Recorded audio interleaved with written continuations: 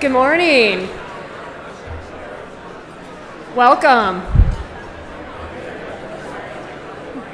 I'm sorry we don't have snow this morning. I think this might be the first year in many years that we haven't had a COO breakfast with snow.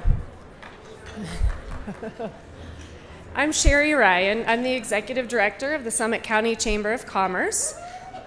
I've been with the organization for 12 years in a variety of roles, and today I'm thrilled to be on stage welcoming you to the 2024 Ski Area COO Summit.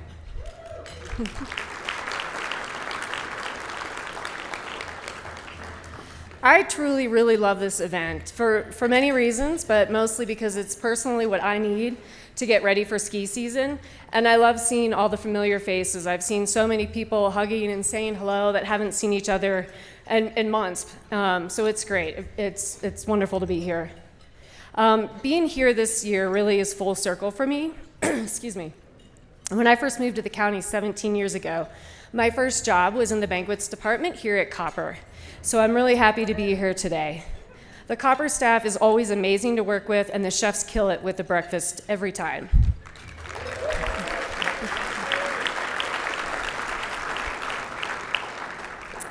I know that the banquets department has worked really hard to put on events like this, so if we could take a quick second to thank all of the Copper staff, that would be great.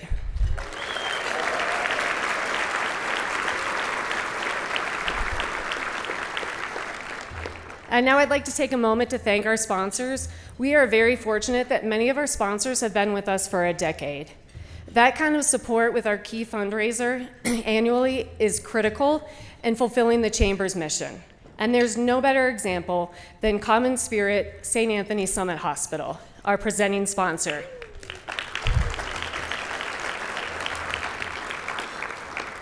They've been our presenting sponsor for over 10 years now. Thank you so much for your continuous support.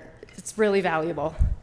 I'd also like to thank Panorama Summit Orthopedics, First Bank, Excel Energy, Boost Oxygen, and iFurnish. As always, thank you for the beautiful stage setup.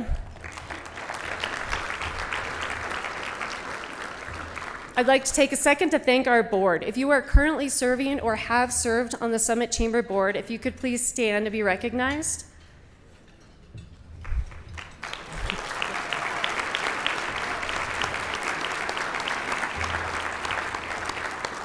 These folks represent a cross-section of the business and professional leadership and the community. They not only give their time, but their expertise and their energy in supporting the Chamber's mission, and therefore our entire community. Thank you so much for all of your time. I would be remiss if I did not thank our members. Whether you've been with us since day one or you plan on joining tomorrow, this organization exists because of and for you, so thank you. And last but not least, I'd like to thank all of our ski area partners, A-Basin, Breckenridge, Copper, Keystone, Loveland, and all of their staff for the hard work they put in to get this event together. This event would certainly not exist without you. Thank you for all that you do for our community and our local residents. We truly value our partnership. I firmly believe that the growth and success of our community is dependent on all of us working together. And a thriving community means healthy local businesses that employ our locals, drive our economy, and add character to our towns. Okay, now without further ado, I'd like to welcome two amazing people to the stage, our hosts for today, Nell Wareham, the Social Performance Manager at Climax Mine and past president of the Chamber's Board, and John Bueller,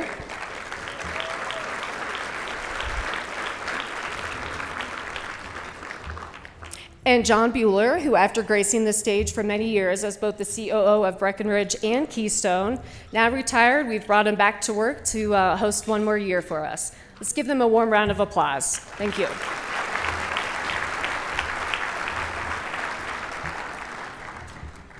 Thank you, Sherry. A big warm welcome to all of you. And Sherry, amazing job. Thanks for all you do. She's just done an incredible job as our executive director in the Chamber. We appreciate having you. All All right. Good morning, everyone. Here we are again.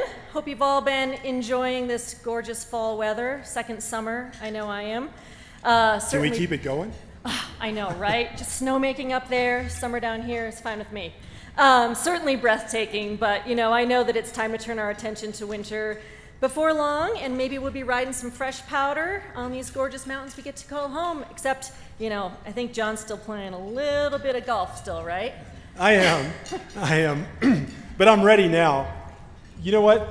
I don't know if you've looked in your goodie bag at all, but already I've found my adventure pass from Frisco Adventure Park, and I'm going to take my grandkids tubing. Pretty excited about that. I got to say, it is incredible what Rob does, giving us all a free pass to Loveland. I don't know how many of you have actually gotten to ride there or ski there, but what another incredible mountain that we have. Thank you again, Rob. Appreciate it. And this is probably one of the coolest. As I get older, I need more of this. Oxygen. And after a couple nonstop runs, this is going to come in handy because it's a nice small bottle. And this year, guess what? There's 4 different aromas, and mine is pink grapefruit. Ooh, I think Sounds just like me. Pink grapefruit. I got calming lavender. Ah, very nice, very nice. What did you receive? I got this super cool cup, maybe a little bit of hot tub activities, a little cocktail, this really cool ice skating coupon from the town of Breck. You guys might notice these beautiful custom chocolate bars from Copper Mountain sitting kind of out there. So cool. And then if you look in your bags... You guys thought that was leather, didn't you? Like a Leather. band of some kind? Fruit leather. Go ahead and eat it. These lots of different flavors, lots of variety in these goodie bags this year. So this is Colorado Popcorn Company. I got caramel and white cheddar, but I hear there's a little game we're playing here that there's going to be a big reveal, so maybe peek in your bags at some point and find out what flavor popcorn you have. All right. Well, let's give a big round of applause for every sponsor that has helped out with this goodie bag. It is amazing. The hidden treasures just keep on coming. So Nell, interesting, you talked about ice skating, Breck ice skating, and that Esther would really like it. Yeah. I think I saw Esther in the crowd. Yeah. That is really cool that you brought your daughter to see you actually host an event. That's rare that someone gets to do that, either a son, a daughter, Yeah. to see their mom or dad on stage. It's so special. I just thought this was a great opportunity. Very rarely do your kids Blows get to my see mind. you. Isn't that awesome? Yeah. I know. So anyway, just really happy that Esther's here and gets to see me on stage, kind of get a little dose of what it looks like when I'm at work. I don't know, maybe she'll follow in my footsteps. I'm not sure. She's a lucky young lady, that's for thanks. sure. Yeah, thanks for saying hi to her. So, did you know, as skiers, you and me have something in common with the Titanic? We do? We both look really good until we hit the ice. Oh! And that's what I love about Summit County and our ski resorts. We don't have ice. I've traveled the world skiing, and I would tell you Summit County snow is by far the best in the world. Of course, he had to round that out with a dad joke. Yeah. That's okay. So, all right, it's time to get down to business. We have a great show lined up for you. And how many of you have never been to this event before? Raise your hand. All right, well, then I'll keep talking because you don't know what's coming. So, first, we're going to dive into trends in tourism with key data. Then, we're going to take a 15-minute break. Everybody's got to get up, enjoy each other's company. And after that, we're going to return with our presenting sponsor, Common Spirit St. Anthony Summit Hospital, and they'll help kick off the COO presentations before we move into the COO roundtable. So that's kind of the format, and I hope you guys are all looking forward to it. Yeah, good deal. So at this time, we're going to kick it over to some tourism data. I think I did notice the superintendent's here, so we have to have some economics and some work since Esther's playing hooky this morning, so we've got to get our schoolwork in here. But the tourism data update is sponsored by our friends over at the Stedman Clinic. Thank you so much. We're super fortunate to have Katie Barnes here from Destination Partner Success Manager at Key Data. The Summit Chamber is partnered with Key Data to provide members with critical data and analytics to assist them in their projections and planning for businesses. Katie's long been a part of the mountain community, and she brings many years of experience working in tourism, specifically in data analytics for vacation destinations with a passion for the mountain travel industry. Today she's going to be providing us with a snapshot of market conditions, Summit County lodging performance, and setting the stage for the 2024-25 season. So please welcome me in joining Katie to the stage.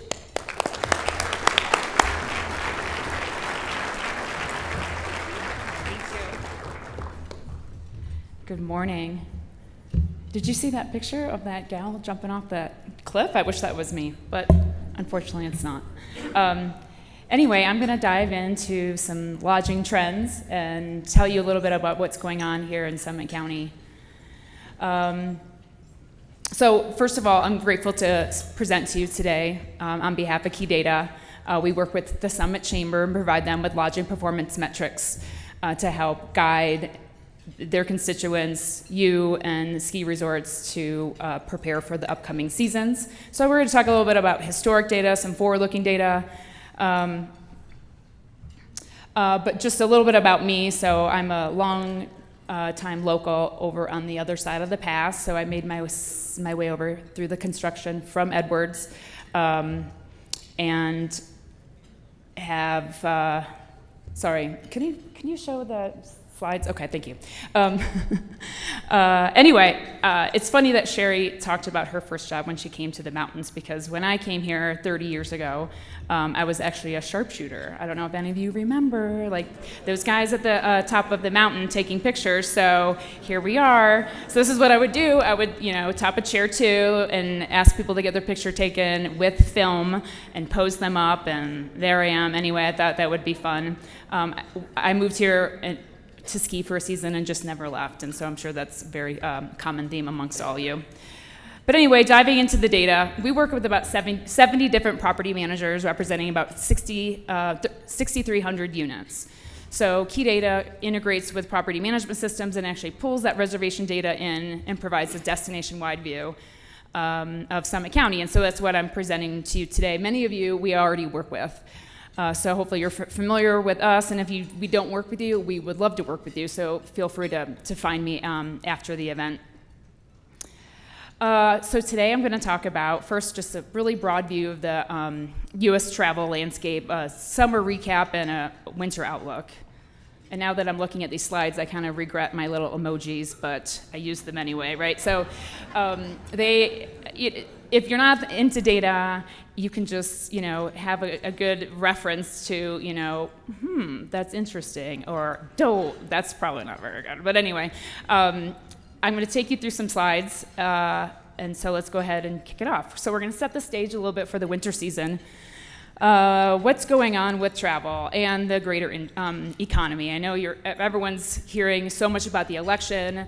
Is there going to be a downturn in the economy? Well, no one really knows, but I will tell you that the CEOs of some of the major travel brands like Hilton, TripAdvisor, Disney are all talking about a softening or a moderating or a normalization of travel, not necessarily a downturn. So we've been on this big, huge COVID boom of travel, and it's been great.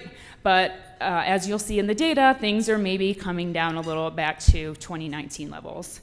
The good news is that travel is becoming potentially recession resistant, meaning that when people were cooped up, they couldn't travel, and then now that they can, they're keeping dollars in their budget to travel and not cutting them as soon as there's a sign of an economic downturn, because they have a need to travel. It's not just a frivolous spend. So we shall see about that. Consumer confidence. Unfortunately, we took a little bit of a dip in September. It's the largest decline we've seen in 3 years. So this is a good indicator about how consumers feel about spending and the market conditions. So again, I don't know, we'll keep an eye on it. Summit sales tax collection. So this I found, as far as when I was researching for this presentation, a little bit of foreshadowing here as far as what we're looking at for the upcoming season. So you can see the trends from 2019 all the way to last year, where the huge increases, but maybe inching down just a little bit for 2023. And maybe you've been feeling that in your business. But look at the growth from 2019. There's at least still a 35% increase since pre-COVID times. So just keep that in mind. So let's look back at summer really quick. So occupancy overall for Summit County was down 14%. So not great, but if you look at, again, going back to 2019, it's about flat. So things, when we, normalization, I know you probably don't want to hear that over and over again, but that's where things are trending. I have a comparison. So we work with lots of different resorts all over the world, but specifically I have some comparisons to aggregate of Colorado ski towns. So you can see, what do we got here? Aspen, Avon, Beaver Creek, Crested Butte, Snowmass, Steamboat, Telluride, Mountain Village, Winter Park, and Vail.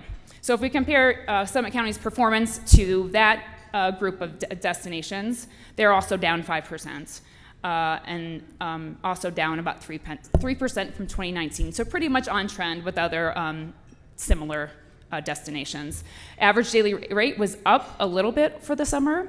It's still up about 14% from 2019, which is similar to the Colorado comparison, although the other Colorado group is up way up in rate. You guys had rate increases, but not to the extreme as we've seen in some of the other destinations. So trending very similar. Now let's look at winter. So this data is based on reservations on the books. So people book in advance, obviously, to come skiing, and so it's not a forecast. It's basically what we're seeing as far as what's booked so far for the winter season, and that's November through April. So right now, actually, I wanted to show you quickly how things trended last year. So if you see. The season of 23-24 was actually up 2% year over year, and the last 4 years has been actually quite consistent as far as occupancy goes. You can see the dip in 1920, and currently we're sitting at still 20% over that 18-19 season. And again, very similar to what we're seeing around the state of Colorado. Now, when we look at pacing, so the bottom you see here in the orange, this is what's on the books. So right now, we are really, Summit County is very similar to what was on the books at the same time last year. And the year before, you can see those numbers are pretty small, but currently we're pacing 25% above where we were pacing in 18-19, and about flat to last year. The Colorado comparison is up a little bit, and again, very similar. So everyone's kind of in the same boat as we're going into the winter season. Rate, again, and some of you may, if you're not in the lodging industry, you might not care about rate, average daily rate, but it is really important to understand what people are paying to come ski, right? And that will maybe determine whether they do actually slap that credit card down and make the trip, or not. So rate overall for the winter season for Summit County is, this is a long look. So right now we're sitting at up 20% over the 18-19 years. So still very generous as far as increases, but year over year for last year was down 4%. So we are seeing that trend coming down a little bit. In Colorado, we have actually not seen much of a dip in rate since COVID. So overall, Colorado is staying pretty steady with rate, where Summit County is starting to come down a little bit, which actually may work in your favor as we move into the season. Now this is pacing. So this is based on what's on the books right now. So the rates are usually higher now than they are when they actualize. So right now, rates in Summit County for lodging are down 6% year over year, but up still 22% from the 18-19 season. The rest of Colorado is pacing up in rate, and still way up from the 18-19 season. So revenue management is going to be, the kind of the key this year. So I don't envy those of you that are in that position, trying to figure out what to charge for your rooms in order to, keep your occupancy high, but still paying, paying your staff and all the, increased expenses, that we know are taking place right now. this is just looking at the overall season, right? So we can look at occupancy on a weekly level of granularity, which is what this is. So you can see some really nice gains over the holidays, President's Day, spring break, and just a reminder how Easter is shifting. It's all the way back in April. It's 4/20 this year, where it was in March last year. So that makes a big difference as far as visitation goes.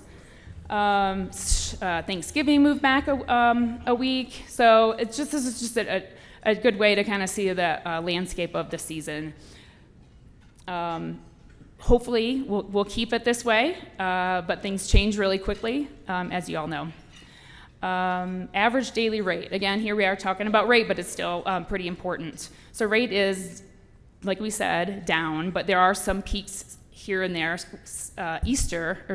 Christmas is actually moved to a different day of the week. It's Wednesday this year, which also does some shifts in travel trends, and you can see there's a little bit of bump after Christmas going into New Year's, and then some softening of rate over the President's Day and spring break. And that was my big fire hose of data. But hopefully it will help you understand, what we're looking at for this season. This I just wanted to show you, and it's just a survey that we did with our thousands of property managers that we work with all over the country. We asked them what business or market challenges could prevent you from achieving your 2025 goals, and almost 90% said economic slowdown or decreased demand. So there's concern out there amongst property managers for sure. 61% increased market competition, and 41% said incorrect or suboptimal pricing or rate. So again, it's going to be a challenge this year for property managers, but I'm sure you all will figure it out and have a really great season. And just as a quick overview, so what we're seeing, normalizing or moderating of the travel industry, summer recap, we're back to 2019 levels as far as occupancy goes, rate slightly up, and then winter, right? So we're pacing down we're pacing level to what we were the last couple years, but rate is down, so it's yet to be seen, right? So I wish I had a crystal ball and could tell you what to expect. There's also snow. Let's hope we get dumped on. But anyway, that's what I've got for you today, and thanks for your time.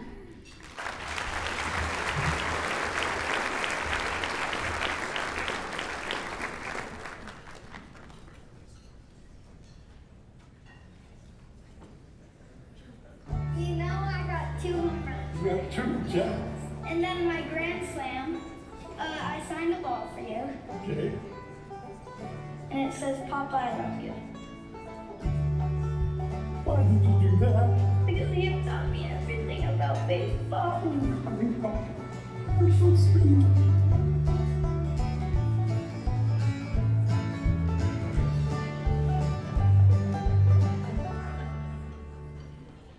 When the unexpected happens, Excel Energy gets your lights back on quickly. Because your power is our power. It's why we maintain, repair, and protect the grid. So we can provide resilient, reliable energy.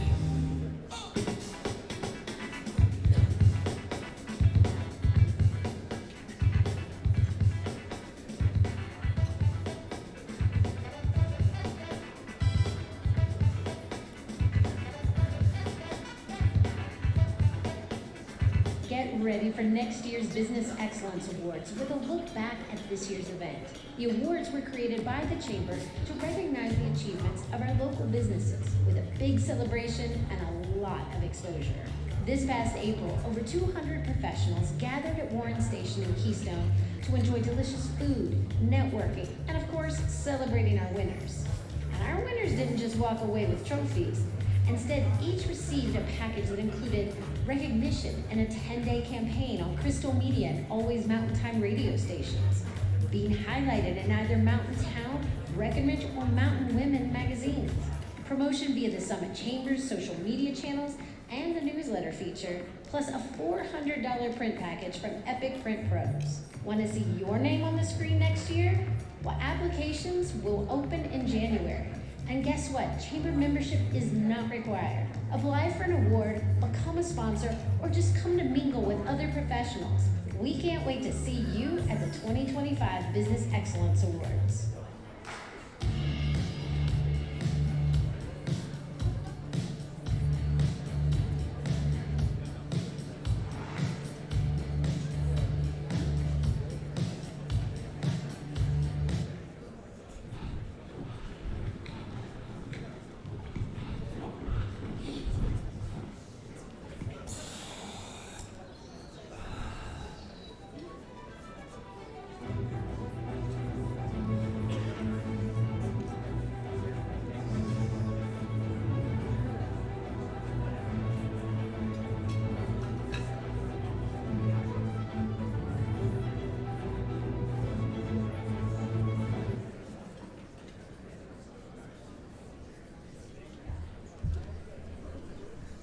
I'm relieved that there was a lot of other commercials after that Common Spirit one, because I was getting all misty-eyed watching that one. But thank you to all of our wonderful sponsors and partners. Thanks so much to Katie. Katie thinks that was great. I do appreciate emojis and economics. So great work there, really appreciate it. Another wonderful thing about this event is the auction. There's always so much great stuff you can buy and at a really great deal. So here to tell us a little bit more about the auction is Elle Westfall. She's the Regional Sales and Marketing Director of Boost Oxygen, also clearly a model in her commercial there. So thank you. We're very happy to have you up here. And come on up here and tell us a little bit about the auction.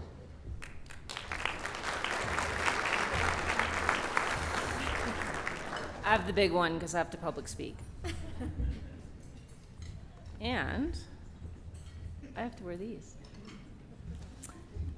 So I just found out this week that it was World Oxygen Day on Wednesday. So cheers, that's kind of neat that there's a World Oxygen Day. Help is here. That's been our tagline since 2007. You can see on the banner there. Every day I think about how blessed I am to be part of a company that actually cares about people's health. Every day, I'm also proud that we played an integral part in making supplemental oxygen more accessible to the world. We're in 35 countries and counting, so we're really out there. And what's most important is we couldn't have gotten where we are without our partners and support that began right here in the Rockies. So now I would like to express my gratitude for you all. Thank you to the hotels for allowing your guests to have relief from altitude, headaches, and travel fatigue. Thank you to the wedding and meeting planners and catering salespeople that are here for being proactive and helping your attendees have a more comfortable event experience. Thank you to the Ski Area COOs here for allowing skiers, snowboarders, hikers, and bikers to have a better time on the mountain. Thank you to the other businesses here for allowing our visitors to access oxygen more easily and have a better time while they shop, dine, or recreate. Thank you also to the EMTs, the ski patrol, and other first responders that are here for understanding the importance of oxygen, be it for disaster recovery, first aid kits, other times where a medical oxygen tank isn't quite accessible. And thank you to our local residents that are also here, who choose Boost for their own health recovery and performance, as well as for friends and family visiting from out of town from sea level. And last but not least, a big thank you to the Summit Chamber for being such a great way to connect our community to our businesses. And we're very proud to be members of such a wonderful organization. And we're very, very honored to be an auction sponsor at such a great event, the COO Summit. And now for the fun part, the auction, where we get to spend some money. If you haven't already, grab your program, look on the back, there's a QR code.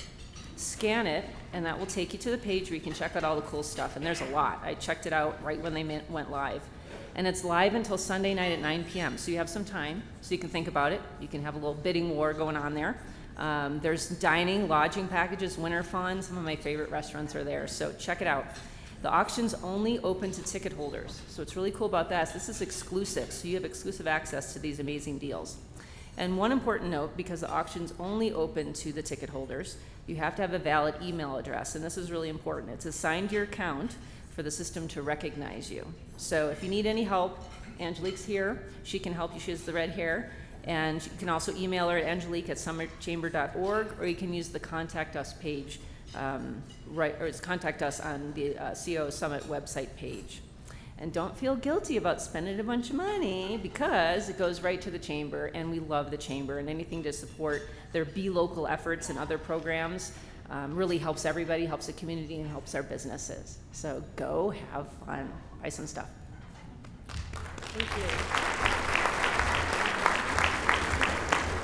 Thank you so much, Ellen. We are really, really thrilled to have Boost Oxygen supporting us again this year and being here at this event and putting all that oxygen in those goodie bags. So hopefully you don't need it, but you know where to get it, right? And thank you to all the other Summit Chamber businesses who donated to the auction as well. Okay, so I know that everyone here knows everyone and just can't wait to go talk to their friends and see how they've been. So it's almost time to get up and stretch your legs for a little bit for the First Bank networking break. But before you do, I really want to remind you, are we still on track for time if I say, I got Angelique, the boss over here. Oh no, Angelique doesn't know what time it is. If I tell them to come back at 8:50, is that correct? We're still on track. Okay, so we want you back in your seat by 8:50 so we can stay on schedule here, and we are not above bribing you. So we're gonna play a little game to encourage you to get back in your seats. At 8:50, John is going to randomly select a name from the list of registered guests, and if your name is drawn and you're sitting in your seat, you're going to take home a crisp $100 bill. And if you're not, we're just going to select somebody else. So on behalf of our amazing sponsor, our sponsors at First Bank, please go enjoy your networking break. Check out the incredible LED wall just outside the room, provided by our friends at Peak Performance. Go have fun.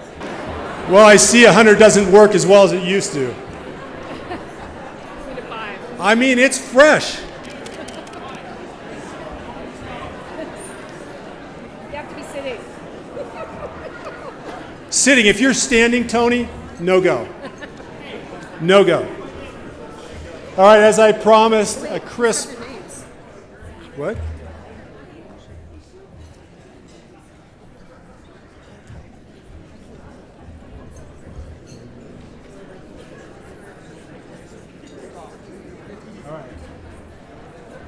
I have to stall for about a minute. Hang on.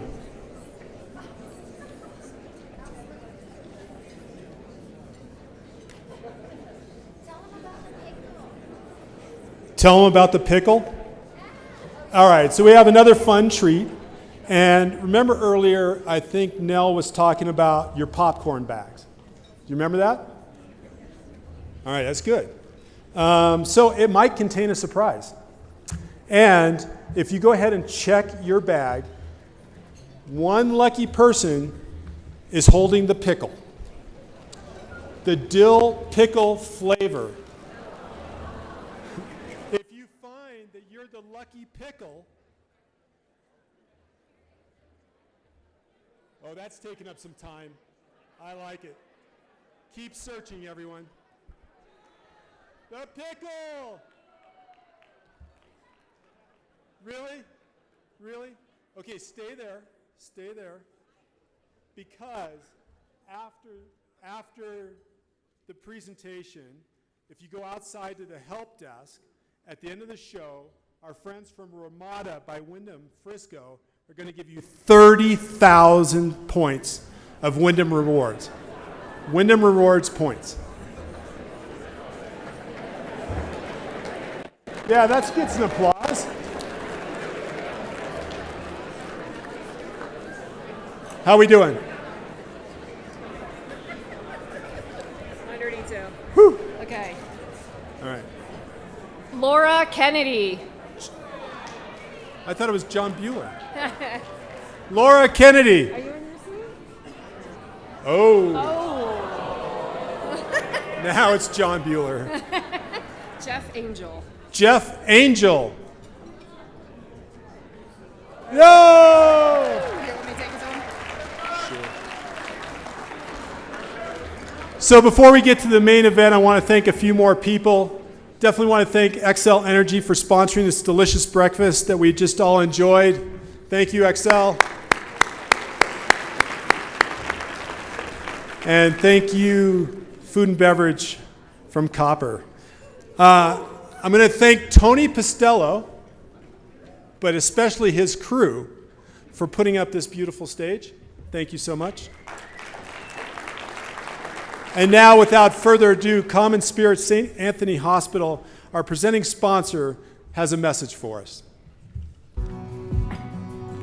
Good morning, everyone. My name is Trixie Vanderscoff, and I'm the new CEO at Common Spirit St. Anthony's Summit Hospital.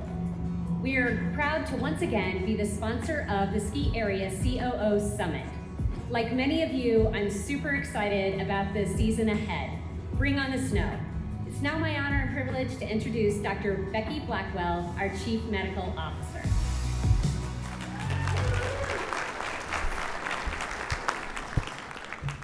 Good morning. I am Dr. Becky Blackwell. I'm the Chief Medical Officer at St. Anthony Summit Hospital. And on behalf of our entire Common Spirit St. Anthony Summit Hospital team, we are thrilled to once again be the presenting sponsor of this amazing annual kickoff to the ski and snowboard season here in Summit County. While you may have noticed a recent change to our name and our logo, it's important that you know what hasn't changed. Our commitment to providing close to home, world-class care to our entire community, locals and visitors alike. We know that every exciting update we're about to hear from these awesome resort COOs is rooted in a desire to protect the health and safety of each team's staff, families, athletes, and guests, while wildly enhancing our mountain fun. Still, we are humans, and accidents and illnesses will happen. And when they do, we are humbled to be your partner every step of the way, from our partnership with Ski Patrol for education and training, to occupational medicine, emergency and urgent care at our ski clinics at the bases of Copper, Breck, and Keystone, to our nationally recognized hospital and Level 3 Trauma Center, and if and when transport is needed, our incredible Flight for Life Colorado team, as well as the ounce of prevention and health maintenance our 3 primary care clinics offer us in the county. Thank you for allowing us to be your trusted healthcare partner in Summit County and beyond.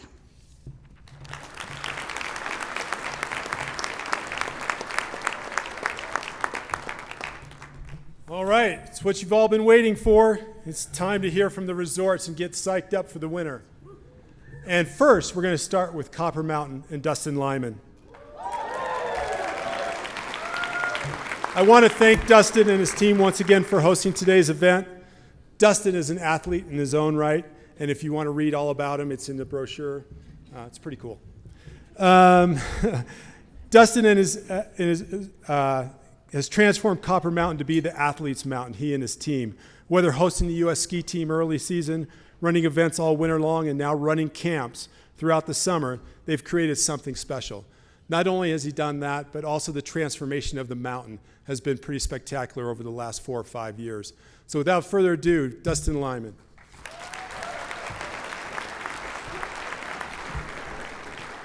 Thanks, John, and thanks for everybody for being here. This is an incredible event. It's a special event. We look forward to it every single year. We're excited to be hosting it this year here at Copper, and I hope you enjoyed breakfast because that breakfast is delicious. Our banquets team does a great job. I know that was what I was most excited about. So that's right, I started here at Copper in 2018, so I've been through 6 seasons and looking forward to the 7th season. It's been a great ride here at Copper. It's been transformational. We've put over $100 million of investment into the resort in that time. And if you've been skiing Copper as long as I have, which is over 30 years, you can certainly notice the difference. A couple other things. I am volunteer coaching at Summit High School football team this year. And we have 2 wins on the record right now. And I'm so happy that it was against Aspen and Steamboat.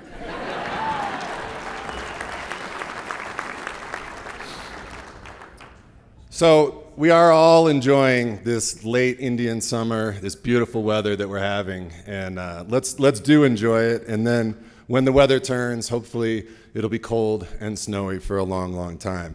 We're looking forward to the winter ahead. Before we get into the winter ahead, though, I do want to look back on this past winter.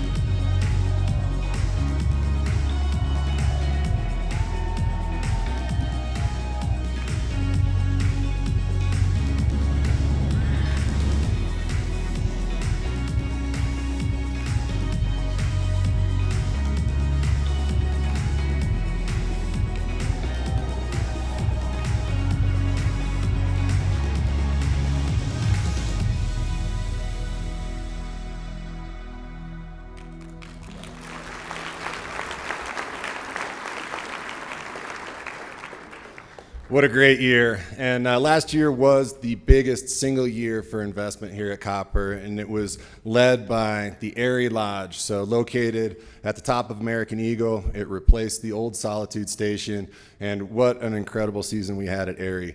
25,000 square feet. We have cafeteria dining on the lower level. We have a full-service restaurant on the top, Forage and Feast. And most impressively, we have beautiful views of the Gore and 10-mile ranges. We also made some less sexy but important investments. We bought some new buses. So we increased our fleet of co-buses, which are typically used at airports, high-capacity buses. We have now 14 of these buses. They hold over 100 people, and sometimes they can hold 150 people if we get the cattle prods out. So we made a number of on-mountain improvements. So we expanded our snowmaking system, which allows us to get a better surface up there earlier in the year, have it be more sustainable throughout the entire season. We've also expanded a couple trails, Carefree Trail notably. We've added some gladed terrain near Lyman Lane.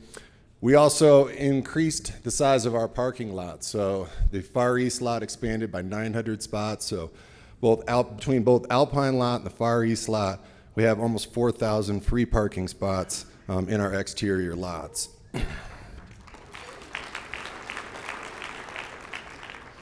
We added a child care facility here at Copper.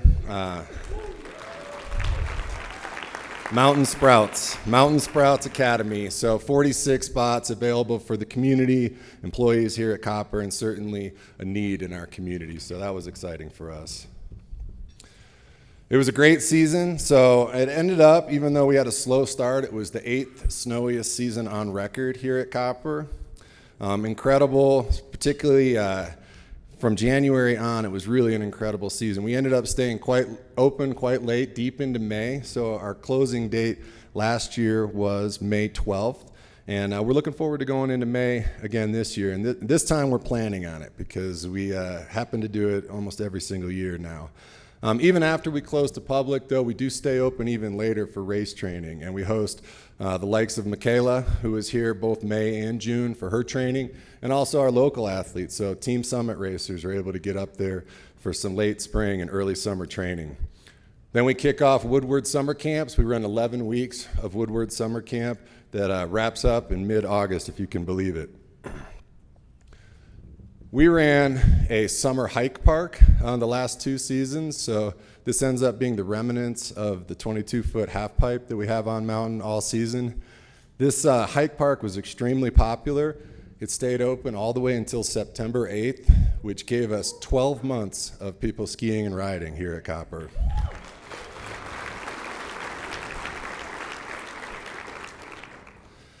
We've been expanding our mountain bike trail system here at Copper, so a lot of trail work, building these trails. Just this summer, we were able to get one of the most popular trails, Go For It, all the way top to bottom. So from the top of American Eagle down to the Woodward Express Lift down into Center Village. So it's been great. We've got now 3 trails that go top to bottom.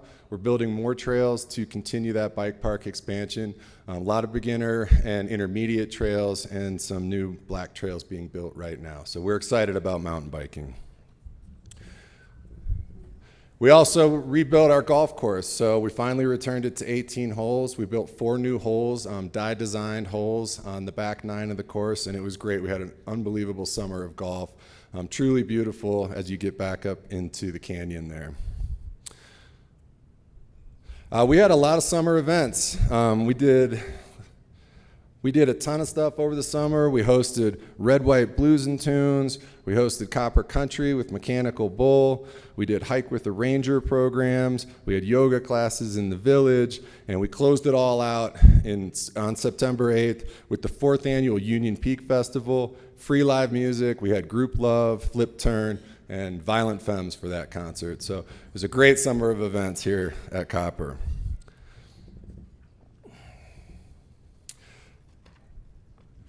We were also recognized in many different ways for some of the success we've had, and notably, Amy Jeppe, our Director of Food and Beverage, was recognized by Colorado Ski Country as the Food and Beverage Professional of the Year.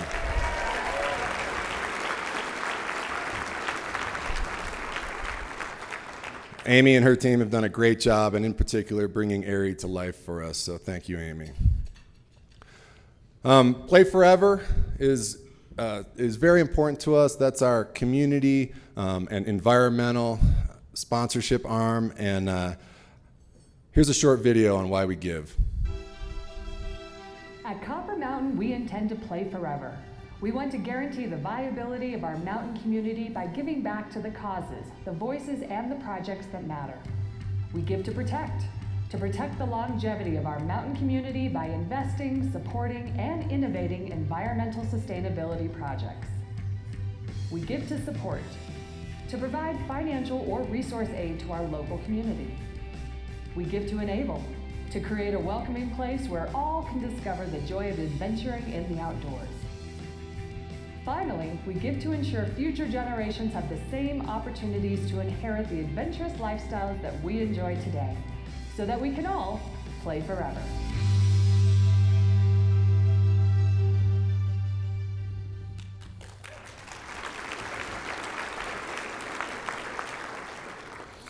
So we're really proud of our Play Forever team. They do an incredible job, a leader in recycling and a lot of the other environmental programs that we do here at Copper.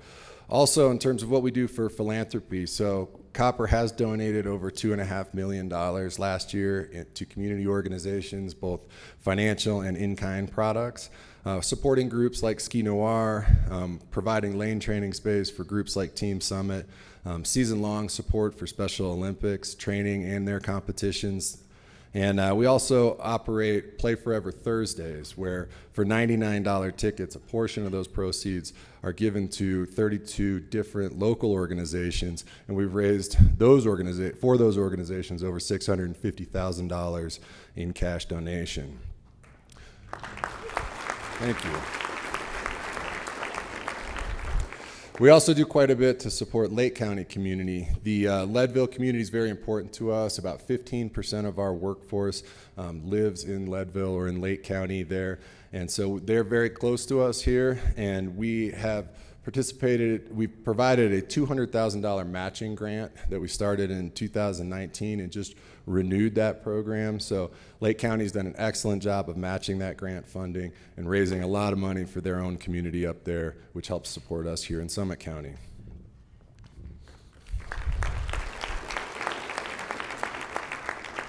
On the environmental side, the Ski Conservation Summit is something that we've hosted here at Copper. Our Play Forever team has put together a soil testing study with some local academic institutions, and we've also hosted resorts like Taos, Jackson Hole, Steamboat, Eldora, our Vail resorts, and A-Basin as well. We've been working together to figure out ways that we can create sustainable mountain ecosystem and be a leader here at the ski resorts. All right, now I want to transition and talk about the winter ahead. We are very excited. We've got a new chairlift, and everybody loves new chairlifts. And this is one of our favorites. So Timberline Express, which provides access to some of the most popular intermediate terrain in the state of Colorado, is being upgraded from a 4-seater detachable to a 6-seater detachable, which is going to allow quicker, more efficient access to the west side of our mountain. So we're super excited. It's in great shape. Both top and bottom terminals are fully installed. The towers fly tomorrow, so we'll put all towers in a 24-hour time period via helicopter. We're very excited about that. It's on track for a late November opening, and I hope you all look forward to coming out and experiencing that. That's right, we can give a round of applause for a chairlift. No doubt.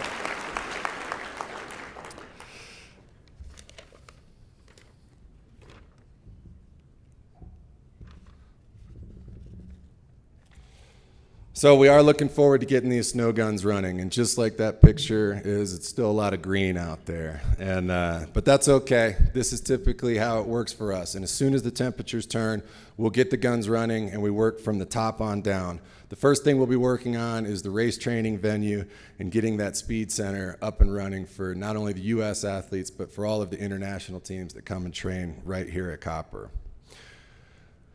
We host a lot of events here, and this is part of the reason why we are the Athletes Mountain. And so it starts the U.S. Rev Tour. It's a key stepping stone onto the World Cup circuit. That returns to us. We're also going to be hosting the IFSA Big Mountain competitions in February.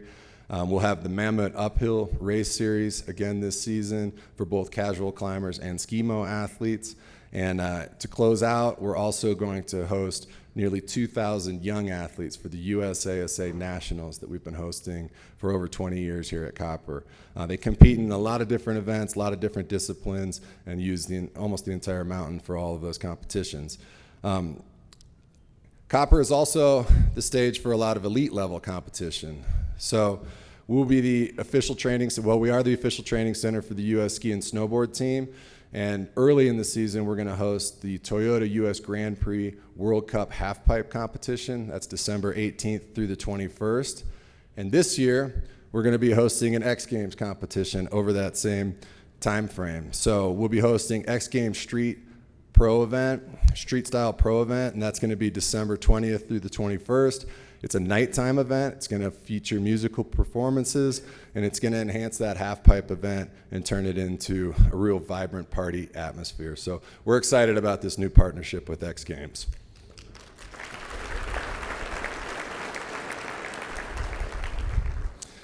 So we host a lot of winter parties as well. So we're looking forward to bringing back a lot of the winter concerts that you're familiar with. So Snow Station Festival will be back November 16th and 17th. We'll have Safety Fest, Subaru Winter Fest are also making a return. We're going to have music and events almost every single weekend throughout the winter, and don't miss out on it. It's a lot of fun here when we have the events going on. We're going to continue to party at Erie, so we're going to be hosting some additional dinner and sunset ski events over the winter. So right at Forage and Feast, we're having 4 dates throughout the season. We're going to have specialized menu at the On Mountain restaurant.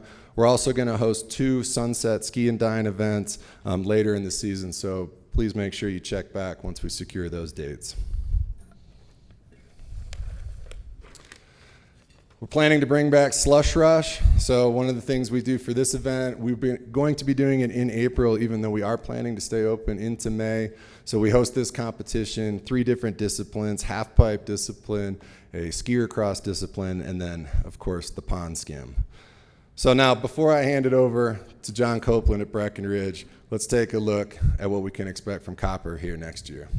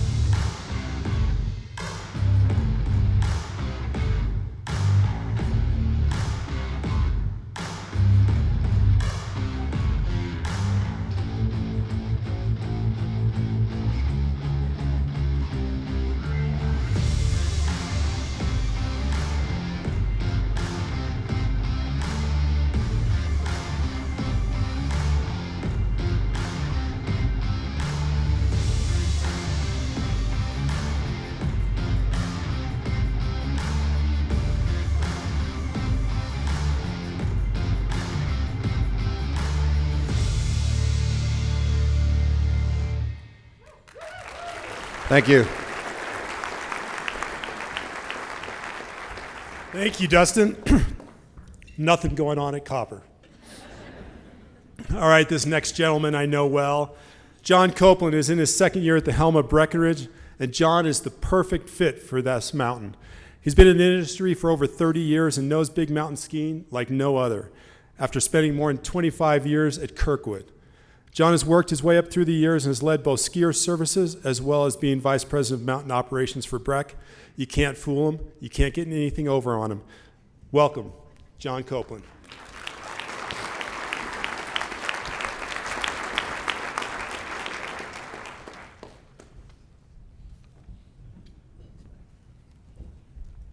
Yeah, if this doesn't work out, it's that guy's fault. Little different this year. Last year, the night before this, at 6 o'clock, I learned I'd be standing on this stage. So that was pretty cool. And Jody sent me a deck and said, "Can you know this by tomorrow?" I said, "No, not a chance." Thanks for having me. Good morning. Couple things coming off my first year as COO after experiencing a full summer and winter I want to share with this group. You know, as a passionate skier, somebody gets to get out all the time. I have a couple observations that were different than in my previous role. The first one is opening a new chair.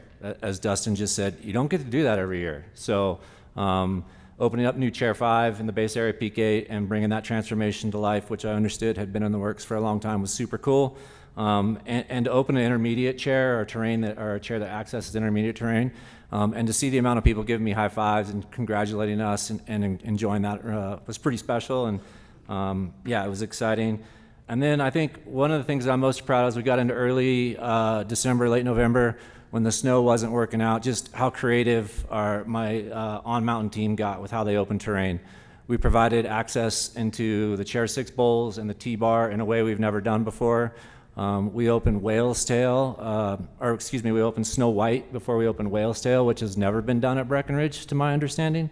And then we also opened Chair 6, or Peak 6, without Reverie Ridge, which is also something that we'd never done. So I'm super proud of how the team came together and kind of collaborated to try and do some things differently when Mother Nature wasn't cooperating. And then the last two things I would say, just the many folks that I got to meet and develop deeper relationships with, many in this room. It was cool to see that from a different perspective and be able to build relationships and try and continue to build that partnership between the resort, the town, and the community is super important to me. And then lastly, just the employees at Breck, just continue to be so proud of how they're showing up, the culture that we're creating and they're leading, and to see that from a different lens, a different seat was just super cool. So super proud of that. But let's roll a short video here.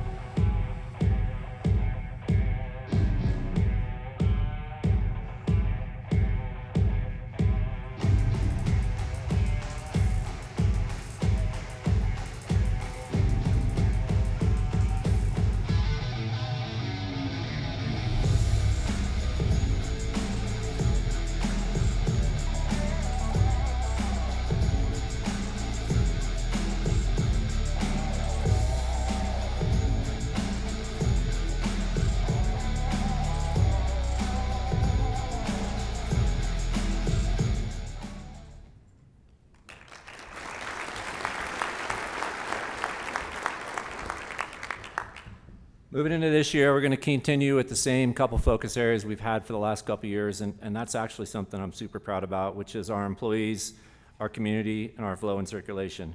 Our employees, obviously, as we know, are the foundation of what we do in these ski resorts, and we're super proud of some of the things we've accomplished in the last year with them. First of all, increasing our year-round childcare to allow some of our employees in our community to take advantage of that was a huge step. We had about 100 to 125 of our team leads and supervisors go through a 4-week development session, and many of those folks have now moved on to next level roles, so I'm super proud of that. And then we host a 10-year event every year, and we recognize 225 employees for their service at the resort and within the company. And one of the ones that I'm most proud about is we had a ski patroller recognized for 50 years of service. Yeah, so think about the wear and tear on your body after 50 years of ski patrolling. So super impressed with that. And then one of the things that, again, we're super proud about is right now we're on track to have our highest return rate of employees we've ever had. So that makes starting off the season a lot easier. Our community, as I said earlier, it's super important to us. We greatly value our partnerships with the town of Breck, Summit, Chamber, everybody else we work with, and it means a lot for us to be able to partner with those folks. A couple examples we had is last year we auctioned off the old Chair 5 chairlifts and we were able to raise $50,000 for FERC. And then this summer, we announced in partnership with Keystone a $250,000 grant for their food bank over the next 2 years as well. So again, those are important to us. And then in the last year, between us and our good friends at this table over here at Keystone, we've contributed a little over $4 million to the community to help support some nonprofit organizations.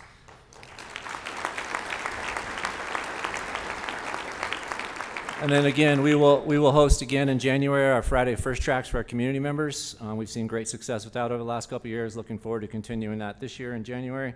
And then this summer, we piloted something different. We had 4 select Fridays throughout the summer where we invited our community to come up and get first access to our adventure park. And we saw tremendous support, tremendous use of that, and people who've lived and worked in the town and the community for 20 plus years and have never ridden the coaster. So that was pretty cool to see that. And then the last one of our priorities or focus areas we're sticking with is our flow and circulation. From the moment guests arrive in town to the time they get up to the top of the mountain, there's a lot of work that goes on. We have a team that does nothing but kind of move around as the flow of guests change and try and help educate people where to go, what to do. We have great partnerships with the town on our parking and transportation that we'll continue to try and develop and improve on. And then the arrival departure experience is super important to us, getting folks to understand you don't need a car to get around the Breck. You can ski back to the gondola at the end of the day and back into town. And then we spent a lot of time this summer with some improved resort signage and then some communication platforms that we'll roll out this year as well. Next. 3 lifts in 3 years. I worked for 25 years in Tahoe. I got to experience 1 new lift, and it went from an old double to an old triple. So it wasn't really a new lift, but we felt pretty excited about that. But yeah, this fits right into our motto of we're trying to be better, not bigger. And all 3 of these lifts had very specific intentions around what this was. The Peak 8 project evolution, as what we call it, was completed this year with the installation of Chair 5, dramatically improving the beginner and intermediate experience in that area. And then one of the things that we hoped would happen, but we saw come to life was now having the right chairs for the right abilities, with Rip's Ride being a beginner chair, Chair 5 being an intermediate chair. We were able to actually reduce the size of the mazes at the Colorado and Rocky, and we saw less user stops on those chairs as well. So, and then our ski and ride school experience dramatically improved, especially for the littles, with the regraded carpet area and some easier access for those folks as well. And then, yeah, coming off the years prior to that, building on the Freedom Chair was specifically designed to try and relieve some of the pressure in the Peak 7 base. We continue to see data and tell us that that's working as well. And what we didn't expect, what we're seeing is the amount of folks who are just lapping that particular region. So super happy with that. As we look forward to the future, again, we're kind of trying to tackle those base area and those portals to get folks up and out of the base area. We have some exciting plans that we're continuing to work on. But again, we're just trying to make the place better, not bigger. Sustainability, something we're super passionate about. In Vail Resorts announced in 2017 an initiative to be zero net operating footprint by the year 2030, and we're well on their way. Locally at Breck, that means a lot of different things to us. We have a couple of large-scale initiatives and local partnerships that we're working on in regards to the latter. To encourage less reliance on cars when guests get into town. We've created a couple different communication plans internally, and then we're trying to work closely with the town of Breck to improve some of that. We encourage carpooling. We incentivize carpooling in our lots. We're continuing to see those numbers increase. The shuttle service, the free bus system, that's one of our main messages we try and send to our guests pre-arrival, and then obviously encourage that when they're in town. From our environmental efforts, in support of the town's sustainability efforts, last year we piloted a program at Breck, one of our outlets, to go plastic-free at Pioneer Crossing, and then we expanded that to all of our operations over the summer, and this led to the elimination of almost 80,000 plastic bottles by the use of aluminum products and durables, so pretty substantial. In addition to that, we take trash recycling and composting pretty seriously as well. We've created 22 new sorting stations, so we take that out of the guest hands and try and make sure that we get everything in the right stream, so to speak. So that way we can work with the county to make sure we're recycling and doing the best to compost what we can. Next year, we will add additional outlets or additional composting cycles to our outlets. We've also created some new streams for recycling, if you will, with new metal streams, new wood streams, recycling all of our old past media. So continue to look for different ways where we can continue to improve in that area. All right, what's new? Mostly kind of some behind the scenes stuff. As Dustin said, it's not always cool, but it's stuff that does make a difference. First, we have some food and beverage stuff we're going to kind of work on. We have a new AI checkout that we're piloting up at our Pioneer Crossing. At the T-Bar at the base of P8, we're going to be hosting creating some special locations, special booths for our VIP vendors. We'll be hosting DJs and activations every Friday and Saturday, and guests will be able to reserve spots ahead of time, be able to get their core seats. We have the return of the Maggie Mug Club. The largest draft beer selection on the mountain is at the Maggie, and then that'll launch in December. And then last year we opened up a grab-and-go food and beverage offering at the Horizon Hut at the base of Peak 6, so guests don't have to cycle all the way back to 7 to get something. We saw tremendous use of that, and this year we're going to be expanding on that. Over on Peak 9, we've done some work in our already designed adventure zones with some kind of glading of the area over there to allow for some low intermediate intro to tree skiing, and also a partnership with our ski and ride school so they can start to use some of that area for some of their lessons. And then last year we brought back the half pipe, 18-foot half pipe, and then we also set up a new intermediate or lower level terrain park on Peak 9, and we're going to expand on that this year, so we're looking forward to that. And then we have our events. We're super excited about that. Long-standing event, Wake Up Breck, which is the day before our opening, which is on November 7th. So we're looking forward to joining all of you in our town, Main Street, have a cup of coffee, celebrate winter. And then opening day, Friday, November 8th. Snowmaking is going to kick off here in the next couple weeks. I walked into a room the other day to take a phone call, and I walked into all my snowmakers in there in training. And I was like, ooh, this just got real. So yeah, super excited about that. And then one of the ones we're most proud of, the longest standing event in Breckenridge, is the Hartford Ski Spectacular in partnership with the Breck Outdoor Education Center and Beaver Run.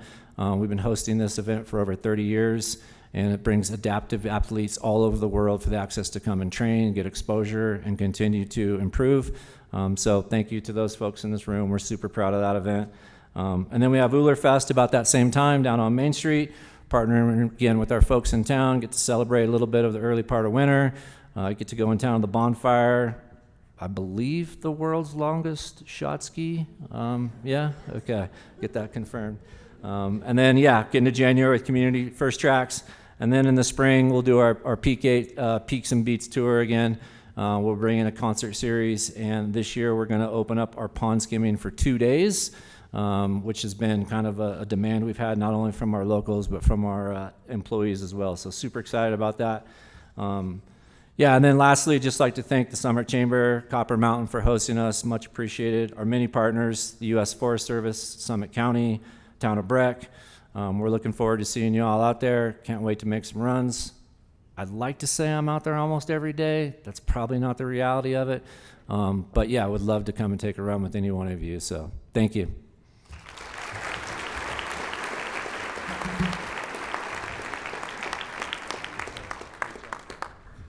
Whew. So as you can tell, just like in your businesses, no one's sitting on their hands. Next, we have A-Basin. So Allen is synonymous with A-Basin as much as the Durkheim's and the Stumps. Is that right? Jumps, sorry. That was a long time ago. He's been a part of every COO breakfast since its inception, and he's led an incredible transformation of the mountain over the years, both winter and summer. Please welcome the legend himself, Alan Hensrod.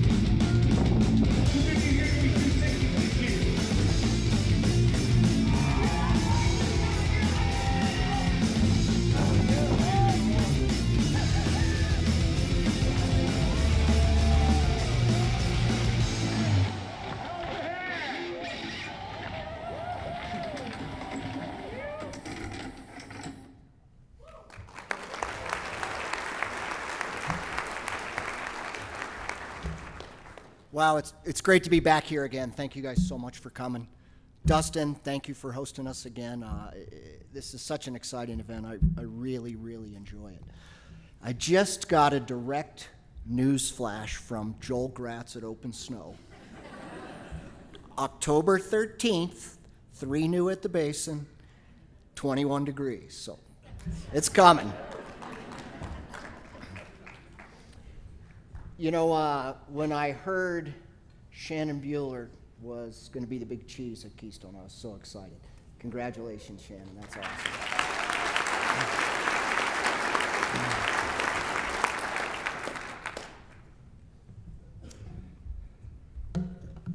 So I'm going to tell you everything that's going on right now with the sale of Arapahoe Basin to Alterra.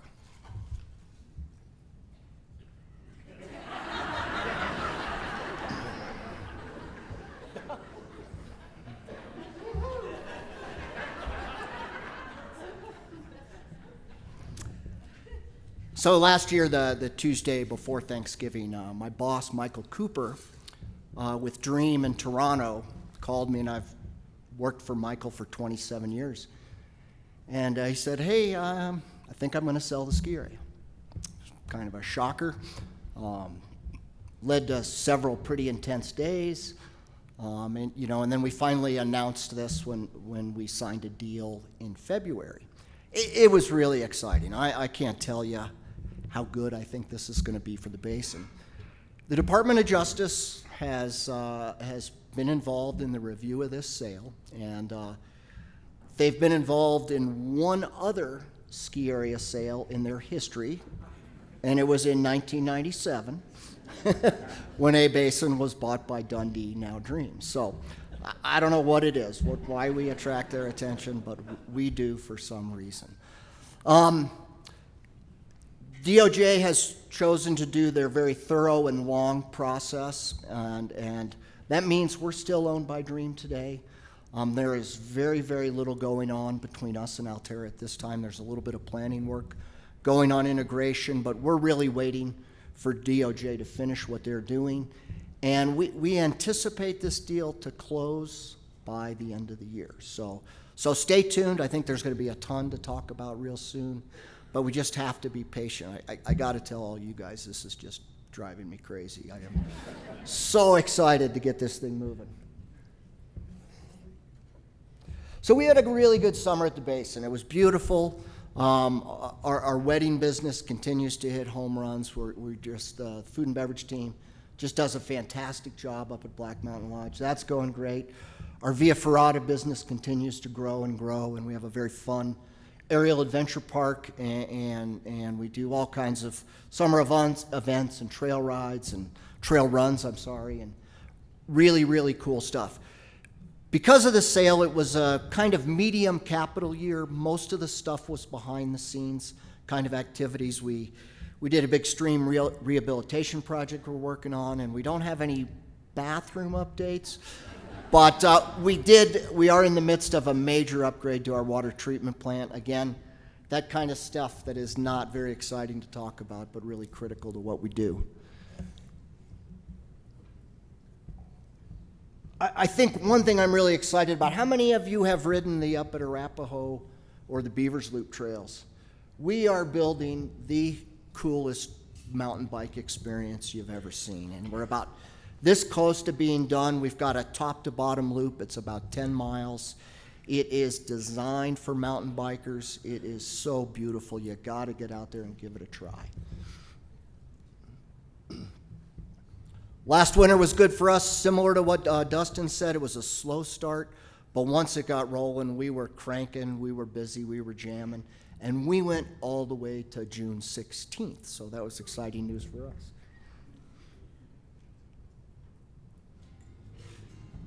Arapahoe Basin is a special place to so many people.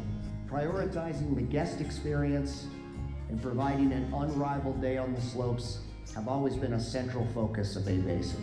Protecting our natural setting is a huge part of that focus. In September of 2023, we achieved 100% renewable electricity sourcing, addressing our largest source of CO2 emissions at the ski area. Building on this, In October 2023, we achieved carbon neutrality, ahead of our goal set for 2025. This accomplishment did not happen in a vacuum and is not the end of the road. Facilitating collaboration and camaraderie through sustainability, we have created a strong employee culture and shifts in our business practices. So we focus on meaningful community partnerships, educating the next generation of bright minds, and really lean into direct advocacy. So next time you visit, know that you are part of something bigger, a community making a difference. Thank you for being part of our journey, and together we will make sure that A-Basin endures for generations to come.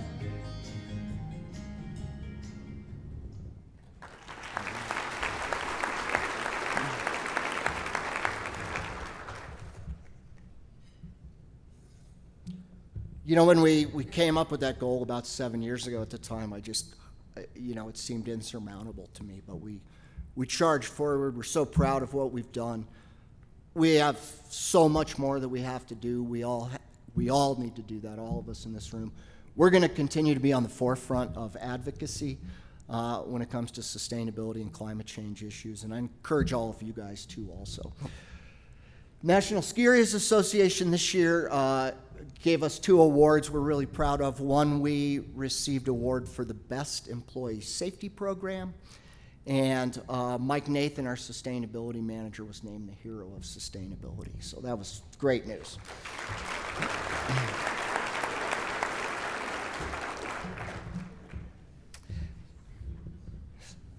Pretty fun at Arapahoe Basin Memorial Day weekend. A little bit of a bummer to see so many companies backing off on DEI issues. We are not. We're going to continue to do our best to make skiing open and available to a much broader group of people.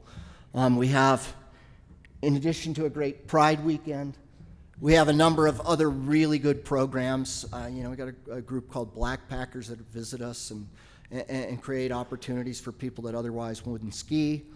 We did a great program with the Denver Public Library to get more and more folks out skiing and riding. And a local guy, Javier Pineda, has started an organization called Oso Outdoors, and we are really proud to partner with him.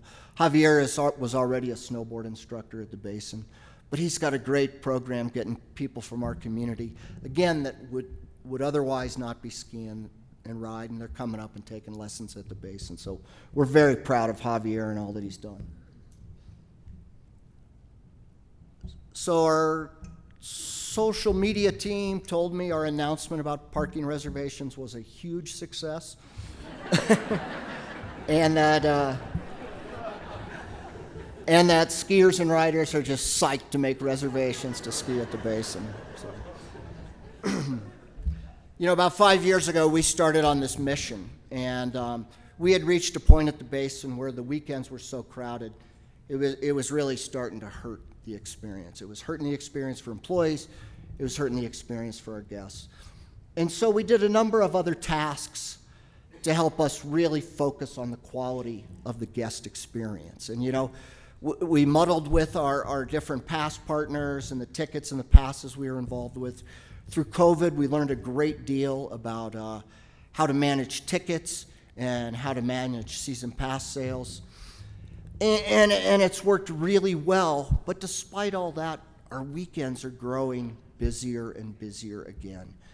And we had about 10 really tough days this year where the highway backed up and things were a problem. And there was one day in particular, I was running around the high noon lot trying to find empty spots so we could fit more people in. The highway was backed up a mile above us, a mile below us. Truck drivers were screaming at our employees. And I just kind of put my head in my hands, and I'm like, it's really time for the next big change.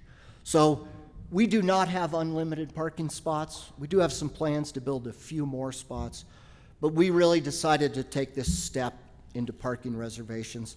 There's a handful of other resorts out there that are doing this, and they say it's worked incredibly well. Alta, in particular, has had great success. And what we're doing is on about 48 of the busiest days of the year, so Saturdays and Sundays, and a handful of other holidays, everyone's got to make a reservation to come to Arapahoe Basin. You can do that online, Reservation's $20. Unless you have 4 or more people, then it's free. And then we know exactly how many cars are coming. And again, to follow Alta's lead on this, it has really changed the way their parking is going, and we're really looking forward to it changing for us, because we had reached that point again that we had to do something. Last year when I spoke, I gave the first hint of our master development plan, and we literally were 2 weeks from submitting it to the Forest Service, and that was when I got wind of the sale to Altera. So we put that on the shelf. I just want all of you to know, as soon as this deal is done and it goes through, you're going to be hearing about that again. It's going to come right back out again. So I look forward to talking about it. Hopefully at this meeting next year, we're talking about that a lot. So we are looking forward to a great season. And over the last 47 years, Arapahoe Basin has been owned by 2 companies. Ralston Purina, the dog food company, and Dundee, now Dream, a real estate company out of Toronto. And I think those organizations have done pretty darn well. And I'm really happy with where the basin is today. In the 27 years Dream has owned it, what they have done, I think, is unmatched in the ski business. You know, with Montezuma Bowl and the Beavers, the area has tripled in size. We've replaced every single chairlift in that time period. We built Black Mountain Lodge, a new kids center, a new rental shop. We installed snowmaking, more parking, the pedestrian tunnel under the highway, on and on and on. There's more and more. I'm so happy with what they've done. I think Altera, with the Icon Pass, has created the greatest collection of resorts in the world.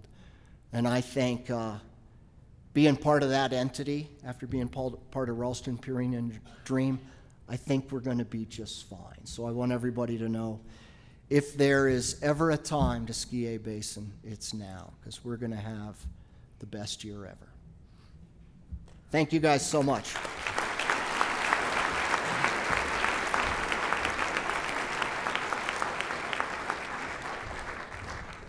I think we get our hair cut at the same place and the same dye job.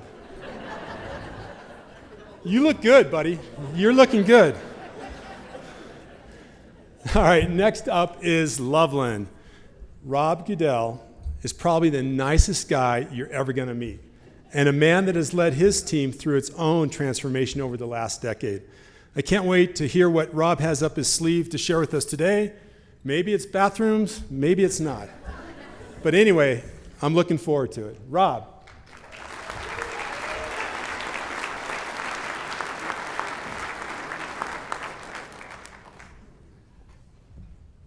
Good morning. I also got a notice from Joel Gratz. On October 13th, there'll be 4 inches at Loveland, and it'll be 20 degrees. I don't really have a presentation today. I've got a concept, but let's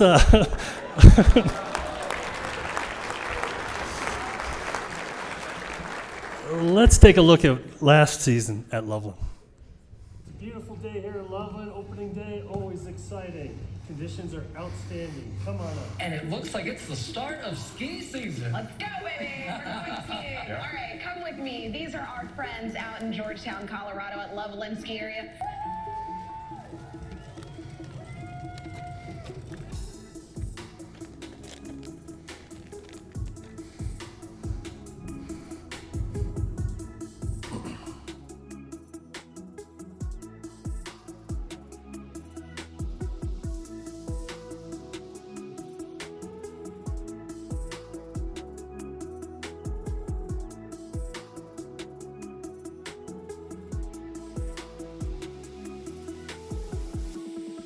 All the snowy love at Loveland Ski Area in Colorado. More than 100 couples got married right there on the slopes. What a way to celebrate.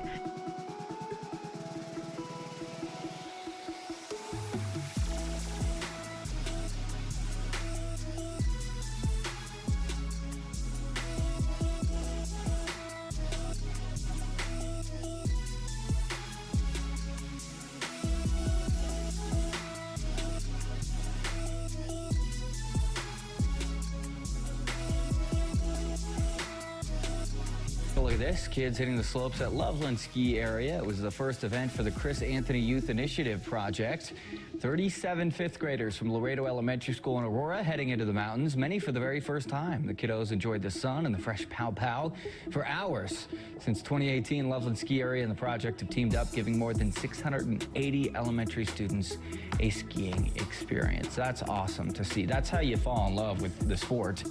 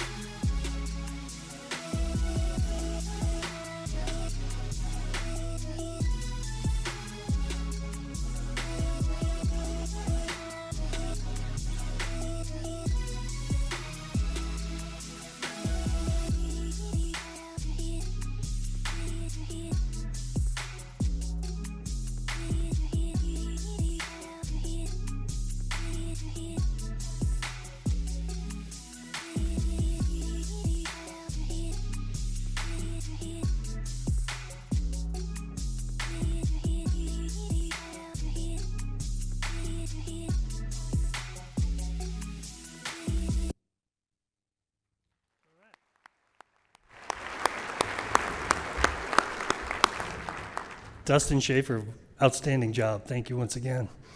Dustin Lyman, I know we get our hair cut at the same place we saw each other at the barber shop. Getting ready for this. Not much has changed at Loveland. And that's going to be kind of my theme today, is that sometimes that's not a bad thing. In this ever-changing world, preserving the experience and the culture, while challenging at times, is a worthwhile pursuit. So we did have changed our parking somewhat, but it is all still free.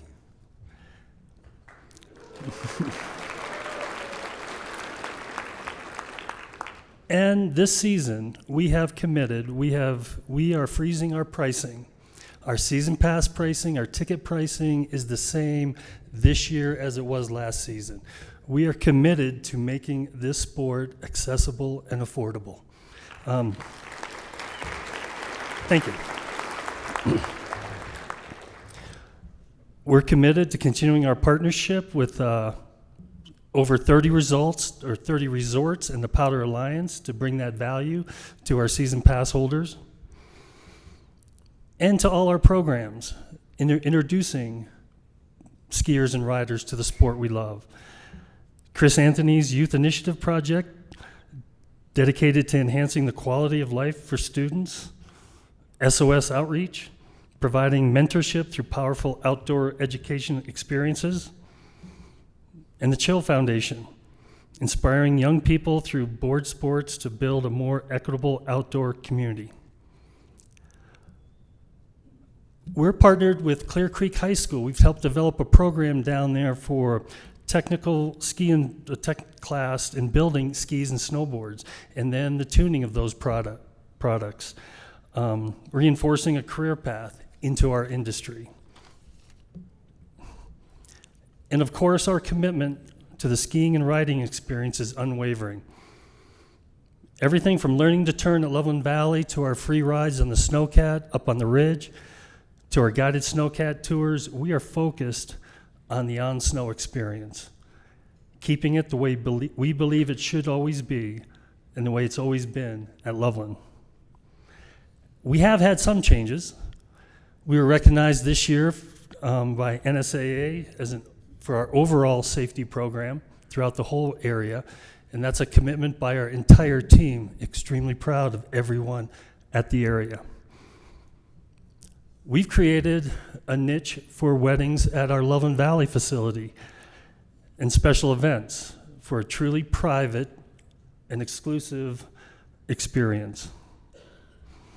And this last summer, we had the inaugural event of the Archery Challenge, the highest in elevation archery challenge in the U.S., benefiting the Easter Seals Rocky Mountain Village.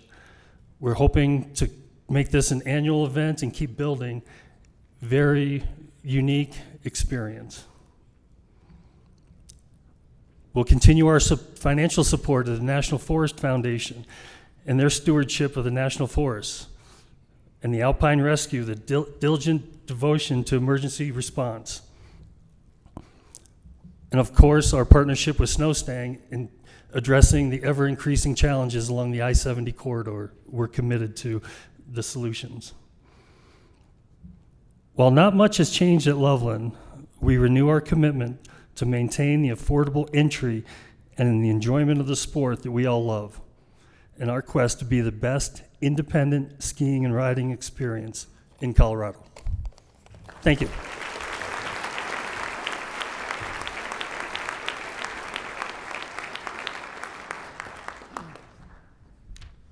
Last but not least, so there's a new GM at Keystone this year, to my surprise.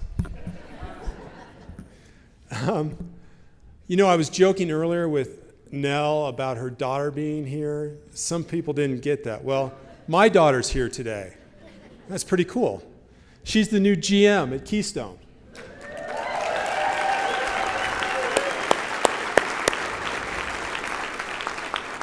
And I know exactly what you're thinking. I'm way too young to have a daughter that is the GM of Keystone. I knew it. Well, this GM, I've known her entire life. And here's what I know. A lot. She's been around this business for over 35 years. She's been in locker rooms, she's been in admin offices, and she's been at the resort since she was 2. So this is someone that knows people and knows the job. She's worked at 6 or 7 different resorts. She's worked for Vail, she's worked for Keystone, she's worked for Breckenridge, she's worked for North Star. She's worked for Snow Creek, Missouri, and she's worked for Stowe Mountain Resort. And now she's back here. So you've got someone that's who taught skiing, someone that ran product sales, someone that's been a director of mountain operations, and someone that's been a GM, and this is her 3rd stop as a GM. So you're getting someone with experience for the Keystone team and this community. And I'm really proud of her. Shannon Bueller.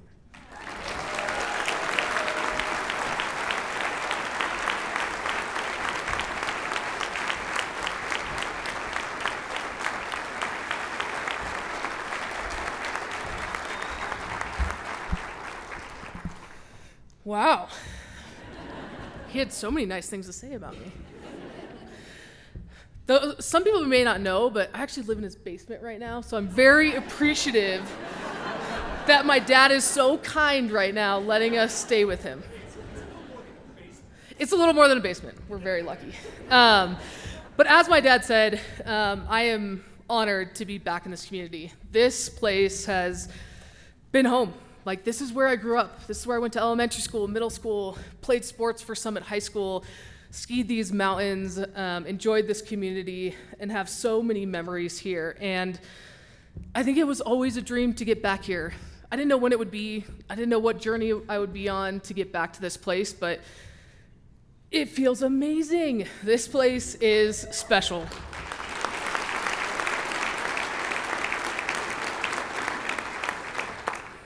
And I don't know how many people can say that they're running a ski resort their dad used to run.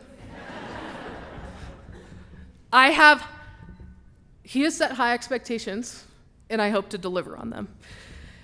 And with that, let's roll a video. Deep in the Rocky Mountains of Colorado, the changing of the seasons has begun. Sunlight hours are beginning to dwindle, the air is growing colder, and frost has started to cover Summit County's most impressive peaks. Winter is coming, and with it comes an extraordinary beast, the Keystone powderhound. The powderhound is a remarkable species, thriving in habitats of pristine snow and endless adventure. From young pups to seasoned veterans, powder hounds are most often found at one of two stages in their life cycle: young and young at heart. Packs small and large make their migration to Keystone each fall. Powder hounds have an insatiable appetite for adventure, which makes regions like Keystone's Bergman Bowl the perfect habitat. But don't be fooled. A powder hound's love of snow isn't confined to the high alpine. At Keystone, a powder hound's appetite for adventure can come to life in a variety of forms. In just a few short weeks, the Keystone powder hound will make its glorious return to the slopes alongside the snowcat, park rat, and more. Because in these mountains, the start of ski season isn't just a celebration. It's a force of nature.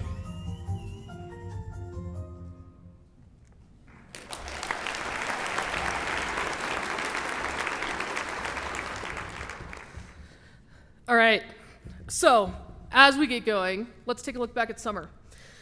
We had a great summer in the bike park. Our bike park crew did an amazing job prioritizing flow and smoothness on multiple trails this summer, creating an exceptional product. We heard a ton of comments from our guests. I've been here 3 weeks, and the amount of feedback that we've gotten on our bike park and what we've done to improvement has been amazing to see. KNC, Keystone Neighborhood Company, who I know many of you are here today, another amazing summer full of events and festivals once again. They continue to offer these incredible experiences for everyone to the Keystone Village for all of our guests and community to enjoy. Thanks, KNC. Where you at? This year, we also offered 3 additional bonus weekends through September for sightseeing and biking, where guests could view the amazing aspens change colors and the incredible views from the top of Keystone. I did go up there one of the last weekends, and yeah, you don't get over the views at the top of Keystone. It's amazing, all the different sights that you get to see. All right. Last year, it was a big one for Keystone. Bergman, who skied it? What do you think? Pretty good, right? While I wasn't here at Keystone last year, I did get to come out and ski the amazing terrain. Last winter, December 30th, Bergman Express opened for the first time, unlocking 555 acres of lift service skiable terrain, and was the first lift serviced expansion in 30 years. This expansion changed our guest flow and opened the door for so many guests to ski above timberline at almost any skiing ability. We also constructed an off-the-grid ski patrol hut heated by a wood pellet stove built with beetle kill pine wood paneling and runs entirely on solar-powered electricity. We're also currently working on installing wind turbines on the top terminal of Bergman Express to convert wind into other sustainable energy, reinforcing our commitment to zero as a company, which John talked about earlier. Snowmaking. Winter's coming. I didn't get the Joel Gratz text, so I gotta figure that out. I could have just made it up and said mine's coming a little earlier, but we'll see. Each one of our snow guns and our state-of-the-art snowmaking system is equipped with its own weather station that allows them to automatically turn on and start making snow when the temperature and humidity reach a certain point. That technology, paired with the hard work of our incredible snowmaking team, is how we were able to open in the early fall with over 2 miles of skiable terrain, 40 acres of terrain, and tree-to-tree skiing. All right, River Run Village is looking a little different these days. As many of you may have noticed last year, as you loaded the gondola, there's a major transformation occurring. Kindred Resort's a premier luxury development. Kindred is an amenity-rich ski-in, ski-out resort, offering unique features such as valet parking, valet ski bike storage, new restaurants, a full-service spa, and a retail and rental shop. Kindred Resort will also be the new home for the Keystone Ski and Ride School in River Run. I know Kindred's here today. Can't wait, it's coming soon. It's going up fast now.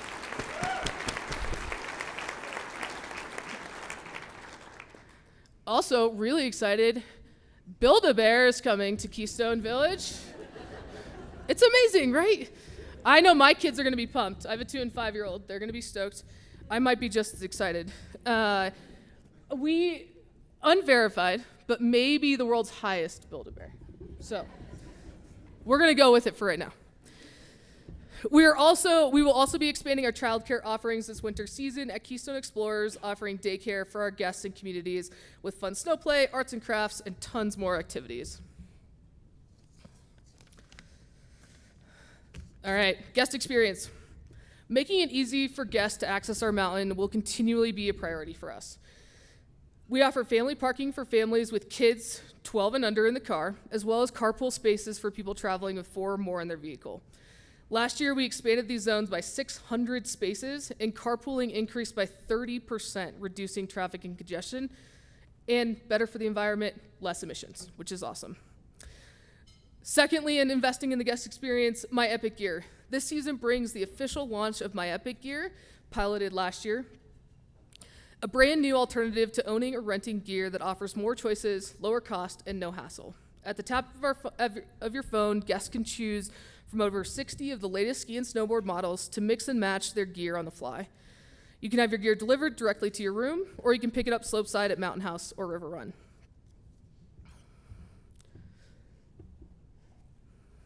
Keystone is a family mountain, where guests visit our mountain, whether it's their first day on skis or their 100th day of the season. They should feel like they belong here. I'm excited to share a few more ways we're cultivating this welcoming and inviting atmosphere. First, NBS, National Brotherhood of Snow Sports. This season, we're excited to welcome the NBS to Keystone for the 2025 National Brotherhood of Snow Sports Annual Summit, running February 22nd to March 1st. The National Brotherhood of Snow Sports is an organization comprised of over 50 BIPOC clubs with the goal to identify, develop, and support athletes of color who will win international and Olympic winter sports competitions representing the United States and to increase participation in winter sports. The NBS Annual Summit welcomes thousands of members each year for a week-long celebration in support of its mission and to foster a community in the snow sports world. This is a huge opportunity for our resort, our town, and our community, and we are so excited to welcome them here.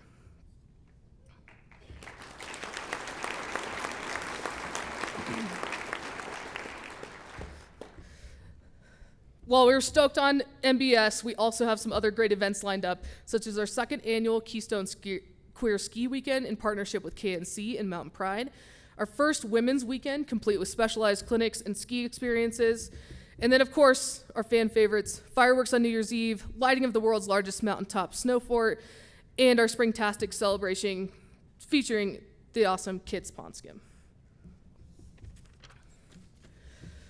All right, fun for all. As change makers in our sport, we are on a journey to foster a more inclusive ski industry, and that work extends beyond celebrations and events. Last year, Keystone and Breck provided on-snow experiences to nearly 1,500 youth who may not have otherwise had the opportunity through our Epic for Everyone inclusive access program. In total, we provided over $2.1 million in support of programs, increasing equitable access for youth, BIPOC populations, and those needing adaptive access. This season, in addition to our continued partnership with the NBS, we look forward to welcoming more young skiers to our mountain in partnership with SOS Outreach, Summit County Mountain Mentors, 10th Mountain Freeride, Cycle Effect, Breckenridge Outdoor Education Center. Give her a hand.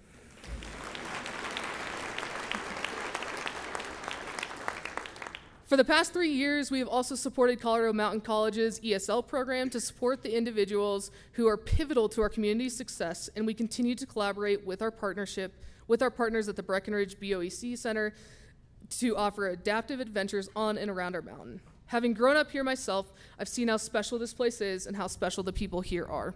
We are committed to continue to convene, listen, and work collaboratively to make Summit County a strong and inclusive community. So with that, again, I'm honored to be here with you all today. I'm honored to have the opportunity to lead one of the amazing ski resorts in this incredible community. My wife and 2 daughters are so happy to be back, and I can't wait to raise my amazing 2 girls in a special place like this that I got to do. And so thank you, and bring on the ski season.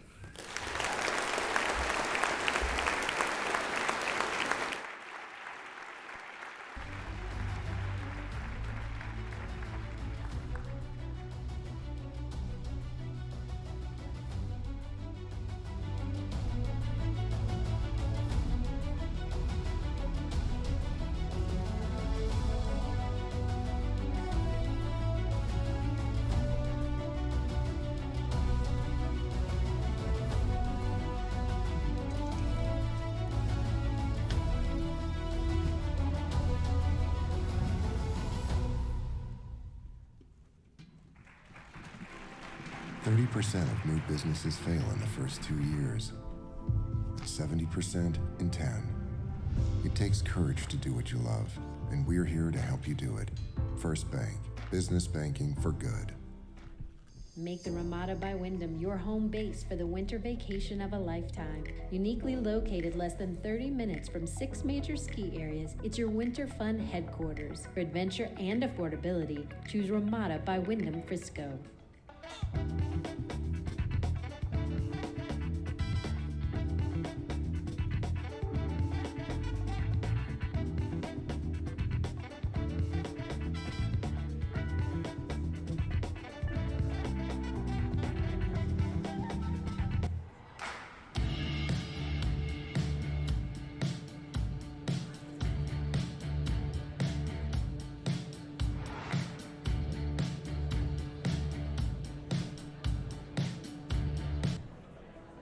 Hi, my name is Mindy, and I'm the owner of Beloved Boutique, located in downtown Breckenridge at 115 South Main Street. I have had the joy of working with the Summit Chamber, who have come alongside of the Shop Breck initiative to just revive the downtown shopping for local businesses like my own and so many other wonderful ones. And so it's been a really great pleasure working with them. They've showed that they are passionate about seeing local businesses like myself really grow and flourish here and get our names out there for people to come and shop.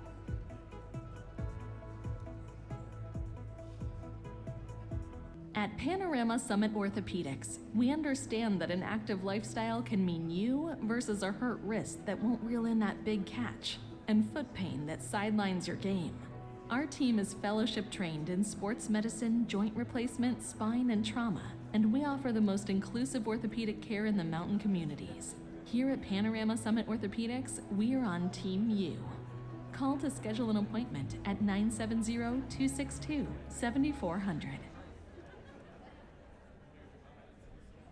Okay, I'm gonna see if one of these mics is on.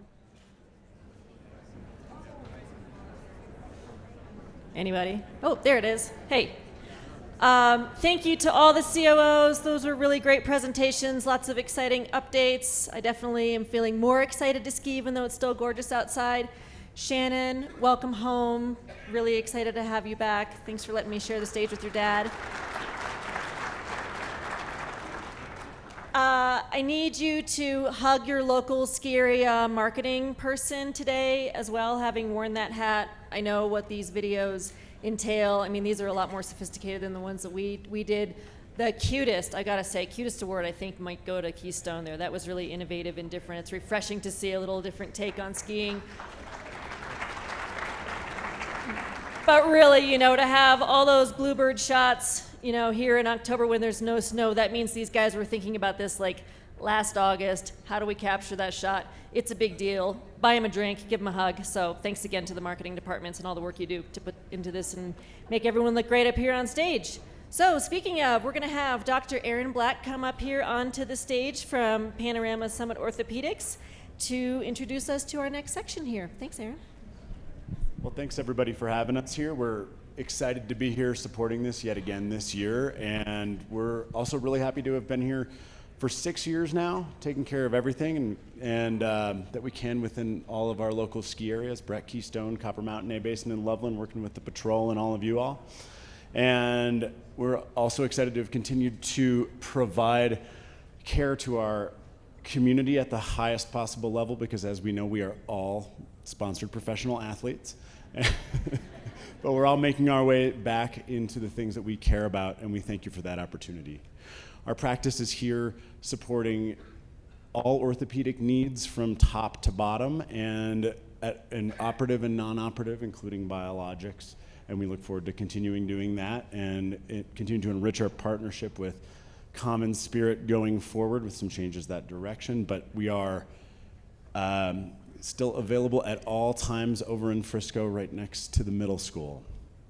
From here on out, I'd like to, again, thank you guys for this opportunity yet again. And at this point, I'd like to ask all the COOs, as well as our moderator, John Bueller, to come up for my favorite part of the show, our COO Roundtable, proudly presented to you by Panorama Summit Orthopedics.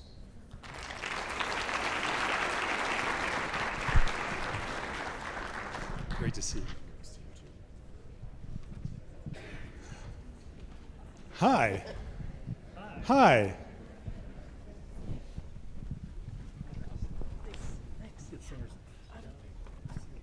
I'll sit over here this time. Okay.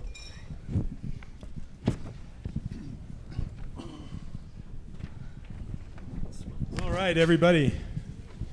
So I'll ask the question. Not every one of you has to answer each question. Like if you've got one that's just like burning for you, Dustin. And I know you have a few, right? I do. I've been told. Yeah. Then go ahead and answer. If you don't, then we'll move on. But I thought this was an interesting question. How do you determine which runs you'll open first each season? Especially some of you have multiple base areas. So how do you decide, and does it ever change season to season? It's a couple part question here. And once you've opened the resort, do you ever deviate from your plan when you open up the rest of the mountain? And if you do, why? Well, do you want me to take it, John, since I'm sitting right here? Please. All right. It's a good looking haircut too. Yeah. Thanks. Yeah. I think we all go to the same spot. Shannon will have to get you into the fold there. Well, when we look at what we open first, a lot of it depends on what's available first, and snowmaking has a big role to play there. We do look at lift pods and where we can get the most people, the best access early. And then once we get into the season, I mean, we rely on our ski patrol to tell us, what's ready to go, what they feel most comfortable with. And I would say, yes, it does change season to season depending on what's available earliest. One more follow-up to that. Like, how many acres do you have of snowmaking? And obviously, I would assume you try and push through all of that first if you can, unless it snows. I mean, we have over 1,000 acres that's snowmaking available. Really, because of our early season race program, a lot of that is what we focus our effort on early. But we really try and get to intermediate and beginner terrain as quickly as possible. That has the widest reach, and so getting over to our western side of the mountain and now our new timberline pod as quickly as possible is a priority for us. Thanks, Dustin. Anyone else? I'll jump in there, John, and I feel like this is a bit of a test since you taught me this, but we've made some changes, as I've heard. Yeah, we do have a very strategic plan that we follow, and again, as Dustin said, we focus on our core base areas first with Peak 8, going to Peak 9, Peak 7, and getting the connector trails. Then we actually come to a huge decision point, because then we go to Peak 6 on one side of the mountain or Peak 10 on the other side of the mountain. Obviously, we'll look at weather, and we got to kind of stay all in on one of those. We got to keep our resources together, our water, our snowmakers, our groomers. So everybody asks me, like, how come you're not making snow on 6? Because we're on Peak 10. We can't do both. And then one of the things we've started now is we meet every morning with our patrol team, our groomers, our snowmakers, and our trails. And we actually have about 400 years of experience in that room. So we really try and let those folks tell us what they think is the best, where we want to go. And then, yeah, it tends to be different every year. Some years we get 6 before 10, some years it's 10 before 6. And then we have about 700 acres, and those are mostly lower mountain to mid mountain. After that, we become super reliant on Mother Nature to get us to the top. Thank you. Yeah, I might just add a couple things. We're a little bit different. Our snowmaking system's pretty small compared to these guys. And with snowmaking, we open just whatever we can as soon as we can. When it comes to natural snow, the areas we open with natural snow, which is most of the mountain, it is amazingly consistent from year to year, the sequencing of when areas have enough snow to open. So when they have enough snow to open naturally, we open them. And we know, like, 25-inch base, slalom slope's going to come online. 30-inch base, we're going to get poly open, and on and on. So it's amazingly consistent. And like Dustin said, our patrollers and cat drivers and snowmakers are out there all the time looking to see if stuff's ready to go. And so we do it just as quickly as we can. All right, thanks. Let's move on. So a lot of people here have skied at many other resorts across the country, and what seems to be different is with their snowmaking, they'll blow all season. And here in Summit County, we seem to stop. It seems like at Christmas time, the guns go off. for the most part, and you don't see them ever again. Is there a reason why you don't refresh the snow or why you don't keep blowing? I'll jump in on this. WATER. We have a finite amount of water we can use. We're a little different. Our snowmaking crew is a subcontract. Started with a group from New Zealand that would come up to us to start our winter, make snow for us, and then they just travel the world. We still contract with the same company. It's with more domestic employees now, but it is a subcontract. They'll show up here next week, and it's basically a 2-month contract. And that has dovetailed pretty well with the water that we have available to place on the hill, to convert the snow to place on the hill. And then we shut down and hope for more snow blowing over from Arapahoe Basin. It looks like it's worked pretty well for you so far. See, I said Rob was a nice guy. It sounds like Alan's a pretty nice guy too. Any other? I think I'll just add, I think when you make snow, right, you want consistency, right? You want a certain amount of base, and then Mother Nature, especially here, usually takes over. I was in Missouri. It doesn't snow much in Missouri, right? And so, I think we got 4 inches of natural snow that year. And so we had to make a lot of snow, and we had to do it a lot and all of the time.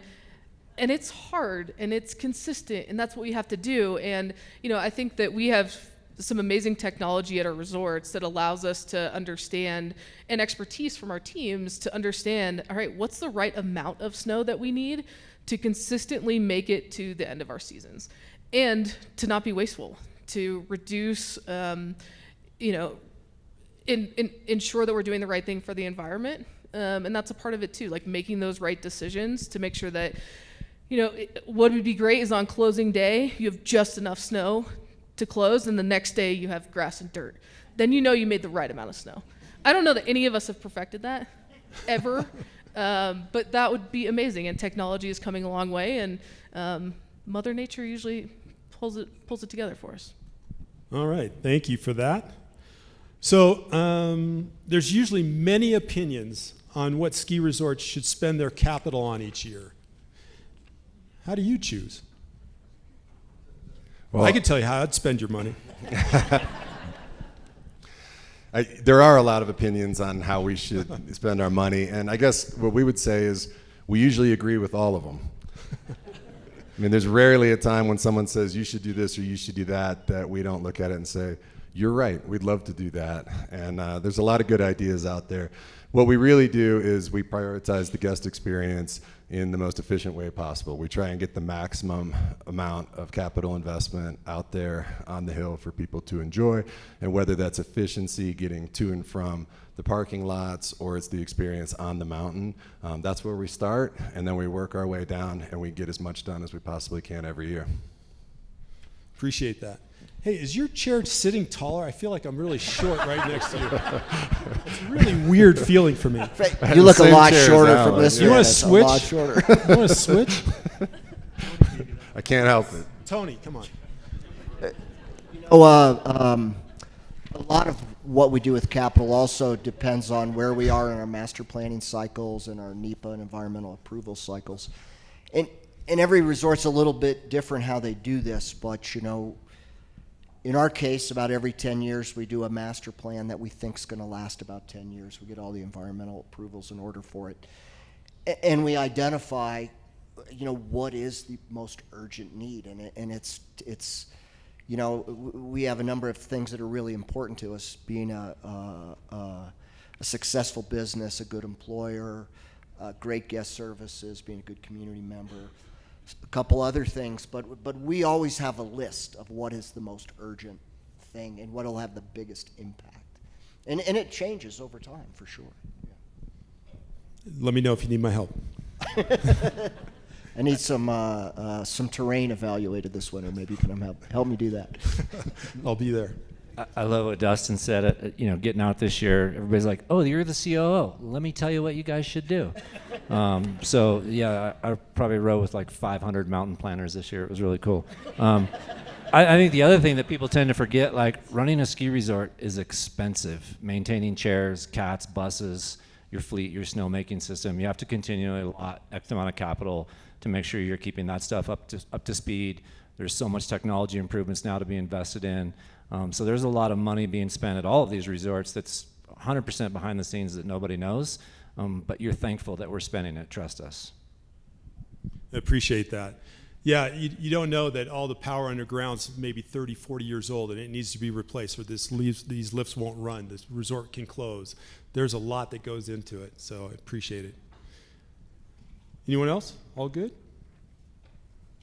All right, so during COVID, protocols were in place that misplaced guests from your dining operations, dining at your restaurants, availing them to the ski school products. Possibly other lines of business were also impacted. Since that time, what have you done to encourage guests to get back to those levels in your restaurants, in your ski schools, or are they already back to pre-COVID levels? Maybe I'll start by talking a little bit about food and beverage and dining. Yeah, it was slow right after COVID. You know, we basically told people, don't eat with us. Like, don't eat with us, bring your own food, stay out of our buildings. Like, that was kind of what we did because we had to be safe. And, you know, since coming back, you know, we've learned a lot and guest expectations have changed. You know, I think that guest behavior, guest expectations have changed and we need to evolve with that. And so, you know, what we're looking at is doing a lot of different things of different varieties. So every outlet doesn't feel the exact same. It's not just pizza, burgers, French fries at every outlet. It's providing different experiences for what we believe the guest is telling us that they want, and ensuring they understand what we're able to offer and that variety and quality that they're expecting to try and draw them in and back into our restaurants where maybe it's something new and different they haven't experienced before since prior to COVID. Where am I going to eat? Pizza, chicken nuggets? They're gone. They're not all gone. All right. We'll tell you Good. where to find them. Don't worry. Thank you. But I'd like to interject. We believe our ski and ride school has been one of our true success stories. There's a real interest in learning our sport and coming to our sport, and we are embracing that and encouraged by that, quite honestly. We've had significant growth in our ski and ride school and hope to see that continuing. Awesome. Anybody else? Thoughts on that? All good? All good. I feel like you guys all today's highlights was kind of on parking. I had a parking question. Just with that look from Dustin, I guess I'm going to have to ask it. You shouldn't look at me like that. So is parking still one of your greatest challenges? If so, do you have options to address these issues, or have you already mitigated the parking challenges you may have once had? I really thought This the is a parking softball question was going to be for Alan, but what's a softball for you? Parking is a huge priority for us. I mean, besides the on-mountain experience, how people arrive to Copper, I mean, still most of the visitation to Copper is people coming in cars or buses and then getting to the slopes from there. So we prioritize it every year. It's always a challenge. There's no doubt about it, and there's always room for improvement. And you know, we've focused on it, and we'll continue to focus on it for the foreseeable future. And it's how quickly can we get people parked, how efficiently and how safely can we make that happen, and then how quickly can we get them to the chairlifts to do what they came to do. So, yeah, it is in our top 3 priorities, and I think it always will be. Thanks for going first. Can't believe you got 900 new parking spots. I know, I said it was a softball. Oh my goodness.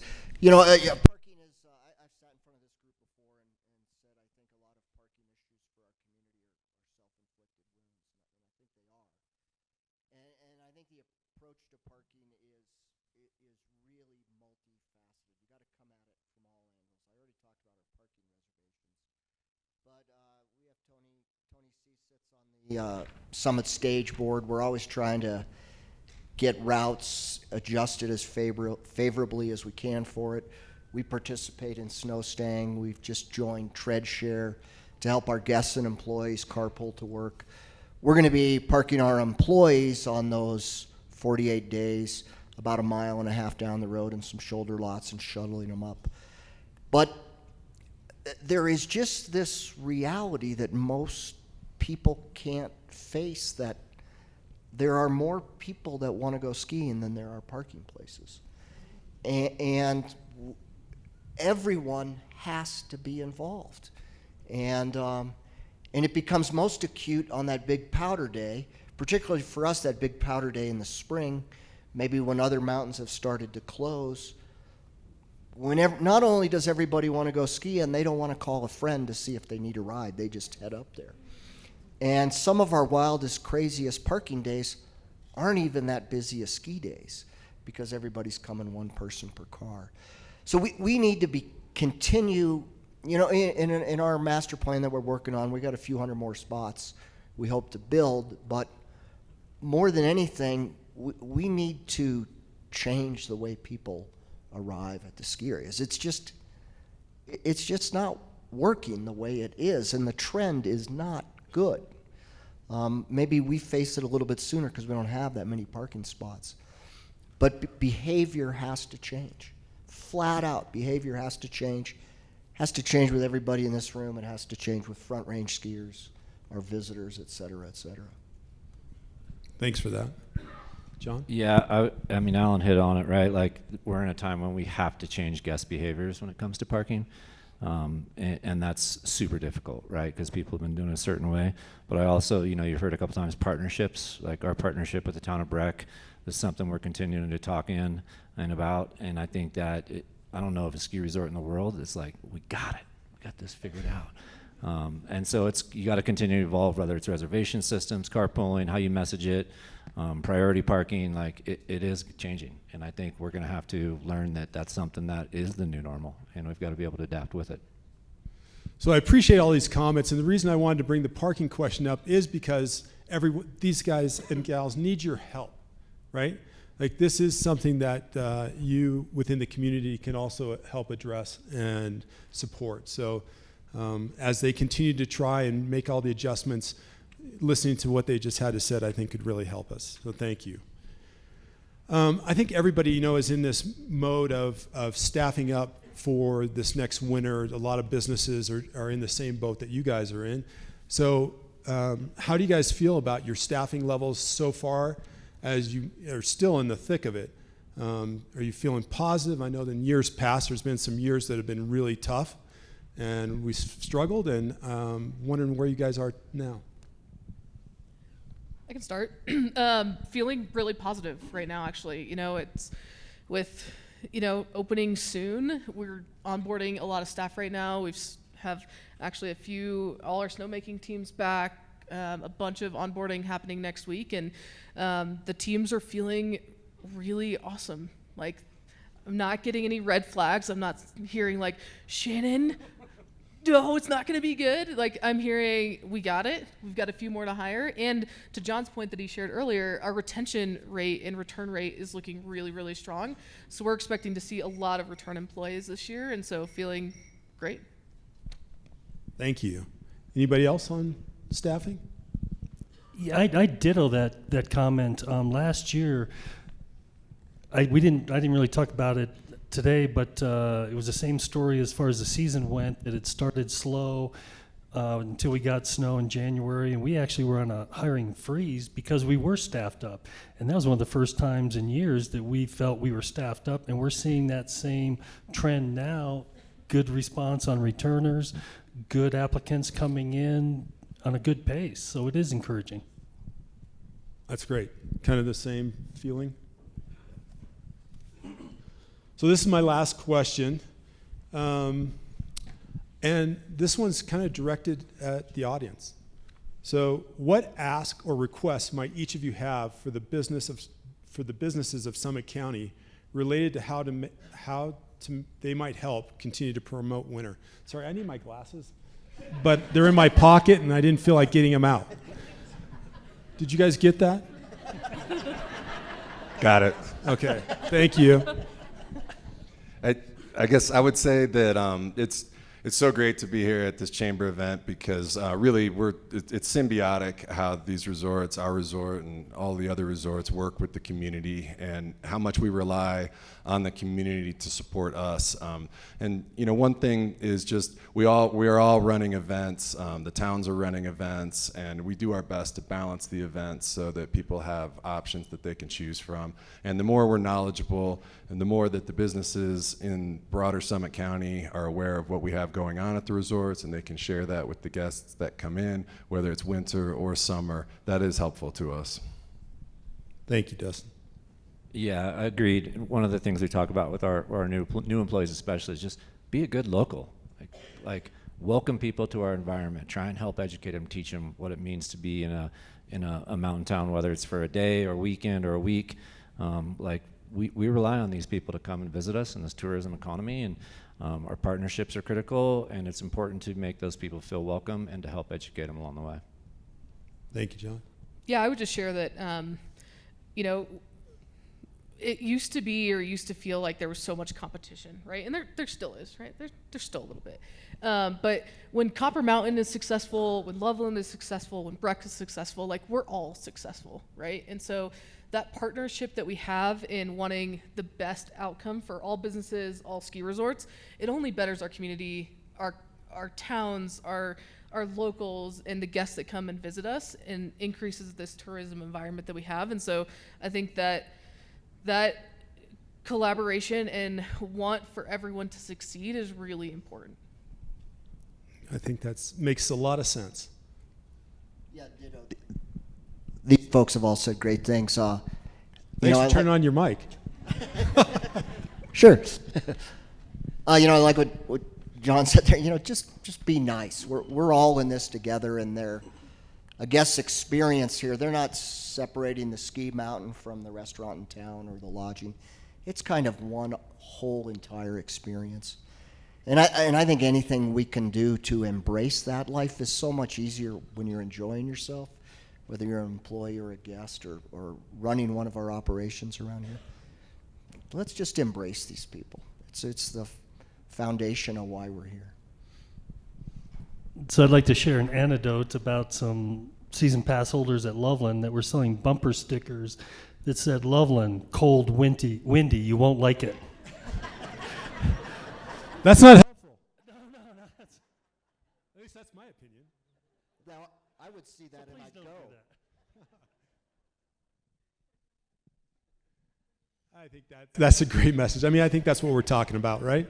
And the collaboration amongst all of us is what's going to make us all successful. So I want to thank all of you for your hard work, your team's hard work. Dustin. Thanks, John. I just wanted to say thank you. You're welcome. You're welcome. All right. I think, where's Sherry? Do you want to take my spot? No, I'll just take your mic. Oh, darn it. I'll take Dustin's. I'm still talking. And then you can take his chair. Yes, please. Let's give our COOs a round of applause, please.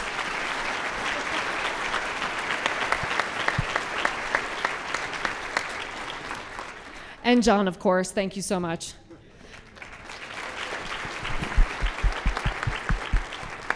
And to our other host, Nell Wareham, thank you so much for doing this again. You were fantastic.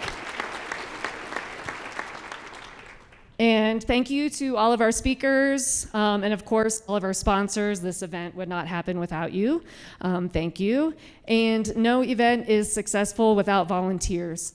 A huge thank you to all of our volunteers that stuffed all these goodie bags, got here early to do registration. Thank you.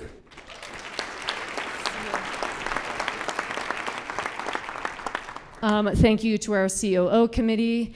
And finally, I'd like to thank the people that are the backbone to this event. Angelique and Allie Lockridge of Inspired Marketing.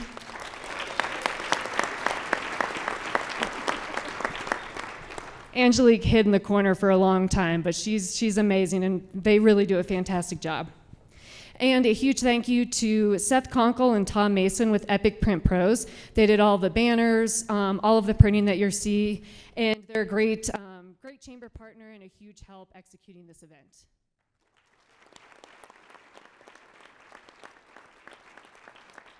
And finally, thank you to all of you. This event would not happen without you as well. Thank you for taking time out of your busy schedules to be here today.